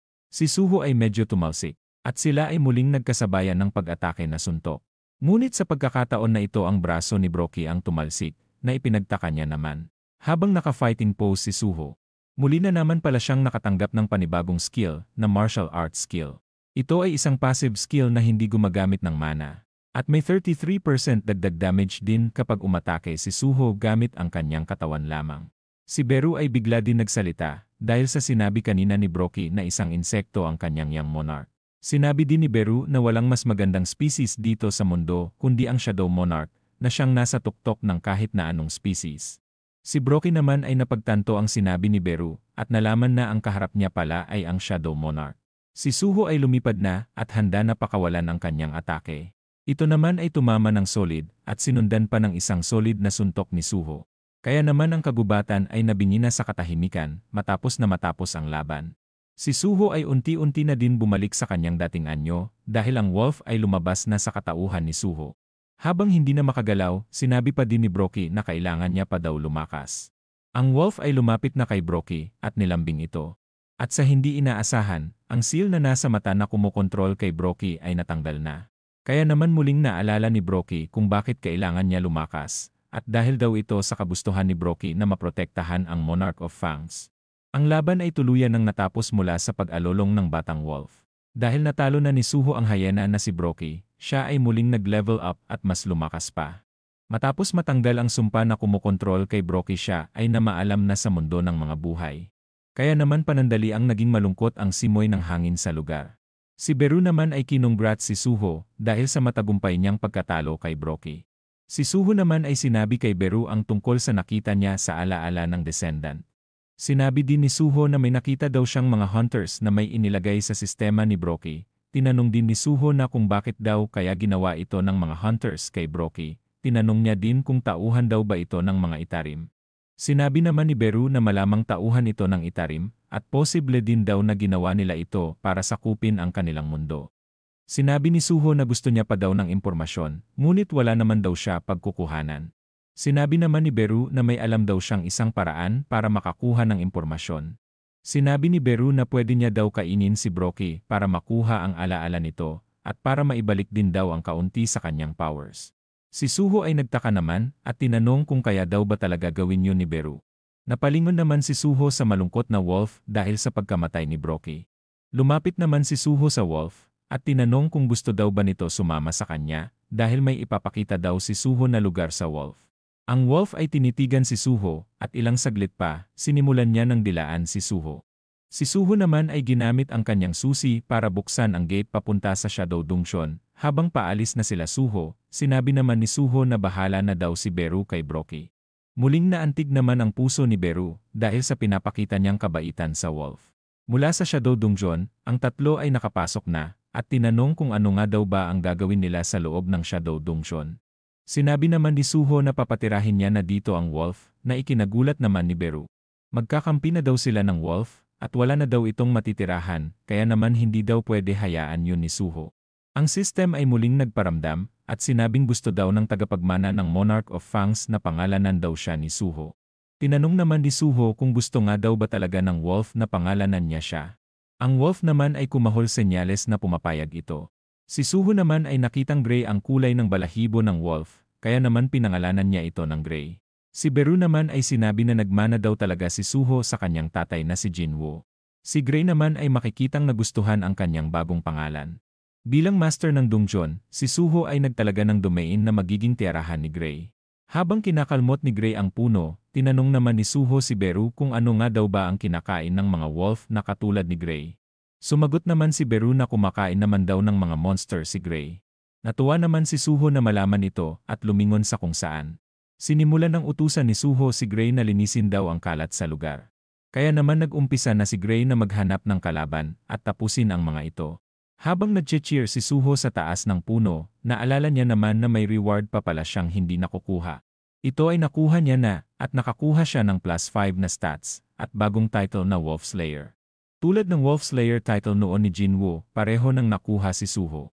Si Suho ay tinanong si Beru kung paano niya daw ba matatapos ang quest na binigay sa kanyang ng system na hanapin ang mga Monarch of Fangs descendant. Si Beru naman ay sinabing bago lang daw sa kanya ito dahil hindi pa naman daw nagkaroon si Jinwoo ng ganitong klaseng quest. Sinabi din ni Beru na mukhang upgrade version ang leveling system ni Suho dahil wala na daw itong sira tulad ng dati. Nagtaka naman si Suho sa sinabing sira ni Beru sa system. Kaya naman sinabi ni Beru na ang likod daw sa leveling up system na ito ay ang nagngangalang scammer. Pinalakas daw nito si Jinwoo dati nang wala siyang kaalam-alam na gagamitin lang daw pala siya para maging vessel ng Shadow Monarch. Muntik na daw namatay si Jinwoo noon dahil dito, ngunit nakagawa siya ng paraan para matalo si scammer at inangkin mismo ni Jinwoo ang pagiging Shadow Monarch. Sinabi din ni Beru na isang great being na ang kanyang master na si Jinwoo na hindi na kailangan ng leveling system. Tinanong naman ni Suho kung sinusubukan din daw ba siya ng system para maging Shadow Monarch. Sumagot naman si Beru na hindi dahil nag-isa lang daw ang may titulo ng pagiging Shadow Monarch. Sinabi din ni Beru na ginaguide daw siya ng system para magkaroon ng panibagong function o kaya panibagong monarch. Si Suho ay binuksan ang kanyang stats at sinabing kaya naman daw pala wala pa siyang class. Iniisip ni Suho na naging malakas na daw siya simula nung nakalaban niya ang Burned Mist na may malaking espada. Ngunit malayong mahina pa din daw siya kumpara sa mga kakaharapin pa niyang mga kalaban sa hinaharap. Kung hindi din daw dahil kay Gray malamang patay na siya, dahil sa sobrang hina niya daw. Sinabi din ni Suho na kailangan niya daw matapos ang lahat ng pinapagawang quest ng system at magpa-level up. Sa pamamagitan nito makikita niya din daw balang araw ang kanyang mga magulang. Sila Suho ay bumaba na mula sa puno. At tinanong si Beru kung may nakita daw ba si Beru sa alaala ni Brocky. Nakita din daw ni Beru ang alaala na nakita ni Suho kanina, ngunit wala daw siyang ibang nakitang clue tungkol sa mga itarim. Ngunit may nakita daw siyang alaala kung sino ang taong gumawa ng Hyenas Guild para kay Brocky, at tulungan ito sa panginidnap. Nalipat ang eksena sa ibang lugar kung saan may lalaking sinasakal. Iniisip naman ng sumasakal sa kanya ay napaka-ordinaryo nito, kaya naman hindi niya na ito tinapos. Tinanong din ang nakamaskara kung ano nga daw ba ang pangalan ng lalaki. Sumagot naman ng lalaki na siya daw si Seiyujun. Tinanong naman ni Seiyujun kung makukulong daw ba siya. Ngunit sinabi naman ng lalaking nakamaskara na ituloy lang daw ni Seiyujun ang kanyang ginagawa. Si Seiyujun naman ay naglabas ng pera, at sinabing bayad niya daw ito dahil binuhay pa siya ng nakamaskara. Kinuha naman ng nakamaskara ang bag ng pera, at sinabing napag-utusan lamang daw siya. Isang bagay na lang daw ang kailangan ng nakamaskara. Tinanong niya si Seiyujun kung may alam daw ba ito sa Oblivion Dawn. Sinabi naman ng lalaki na isang basura daw ang item na yon. Tinanong niya din ang nakamaskara kung sino nga daw ba ang baliw na bibili sa item na yon. Napansin naman ni Seiyujun na nagpapakita ng masamang aura ang nakamaskara at hinihinala na na-scam ang lalaking nakamaskara. Tinanong ng nakamaskara kung nasaan daw ang twin blade na ito. Sumagot naman si Seiyujun na may alam daw siyang mga lugar kung maaaring nasaan ang twin blade na ito. Balik kanila Suho, sinabi ni Beru na Reaper's Guild daw ang pangalan ng guild. Nagulat naman si Suho nang marinig ito. Sinabi din ni Beru na maaaring makahanap ng clue si Suho kung iimbestigahan nila ang guild na ito. Mula sa cellphone na nagri-ring, ito ay sinagot naman ng isang kamay. Ang lalaki ay sinabing siya si Taegyo. Tinanong niya din ang nasa kabilang linya kung nasaan daw ito. Ang lalaking tumawag naman ay inaakusahan si Taegyo na siya daw ang siyang dahilan sa nangyari sa Hyenas Guild. Sumagot naman si Taegyo na ang alam niya lang daw sa hyena ay matatagpuan ito sa mga zoo. Nagagalit naman ang nasa kabilang linya at tinawag si Taegyo na Lee Min-sung. Pinagpilitan naman ni Lee Min-sung na siya daw si Taegyo. Ang lalaking ito pala ay si Lee Min-sung ang lalaking napahiya noong nagpa-check muli si Jinwoo ng kanyang rank. Sinabi ng tumawag na dahil sa ginawa ni Lee Min-sung pupuntahan daw siya ng asosasyon, ngunit sinabi naman ni Lee Min-sung na wala daw siyang kinalaman sa nangyari sa Hyenas Guild. Tatawagan niya din daw ang kanyang abogado kung sakaling hindi siya titigilan ng lalaking tumatawag. Sinabi naman ang nasa kabilang linya na hindi kakayanin ng batas ang chairman ng Hunters Association dahil hindi ito madaling kalaban. Kailangan din daw maayos ni Lee Min-sung ang problema bago pa siya dumating. Si Lee Min-sung ay galit na galit dahil sa pinagmumukha siyang alalay ng tumawag. Sinabi niya din na driver niya lang daw ang lalaking tumawag noon, ngunit noong lumabas na S-rank hunter ito, nag-asta na daw itong boss ni Lee Min-sung. Hindi na napigilan ni Lee Min-sung ang kanyang galit, kaya naman may sinira siyang kung anumang bagay. Sinabi din ni Lee Min-sung na ang nalaman niya lang daw tungkol sa survivor sa nangyari sa Hyenas Guild ay isa itong batang hunter na nakamaskara ng itim. Si Lee Min-sung ay may kinakapa at sinabing wala daw siyang panahon para problemahin ang nakamaskara na yun. Dahil ang mas importante daw ay ang hawak niya. Ito ay si Lee Min-sung ang Vice President ng Reaper's Guild. Ayon kay Lee Min-sung, ito daw ay isang hunter stimulant Stardust. Sinabi niya din na kapag gumana daw ito sigurado na wala na daw mamamaliit sa kanya.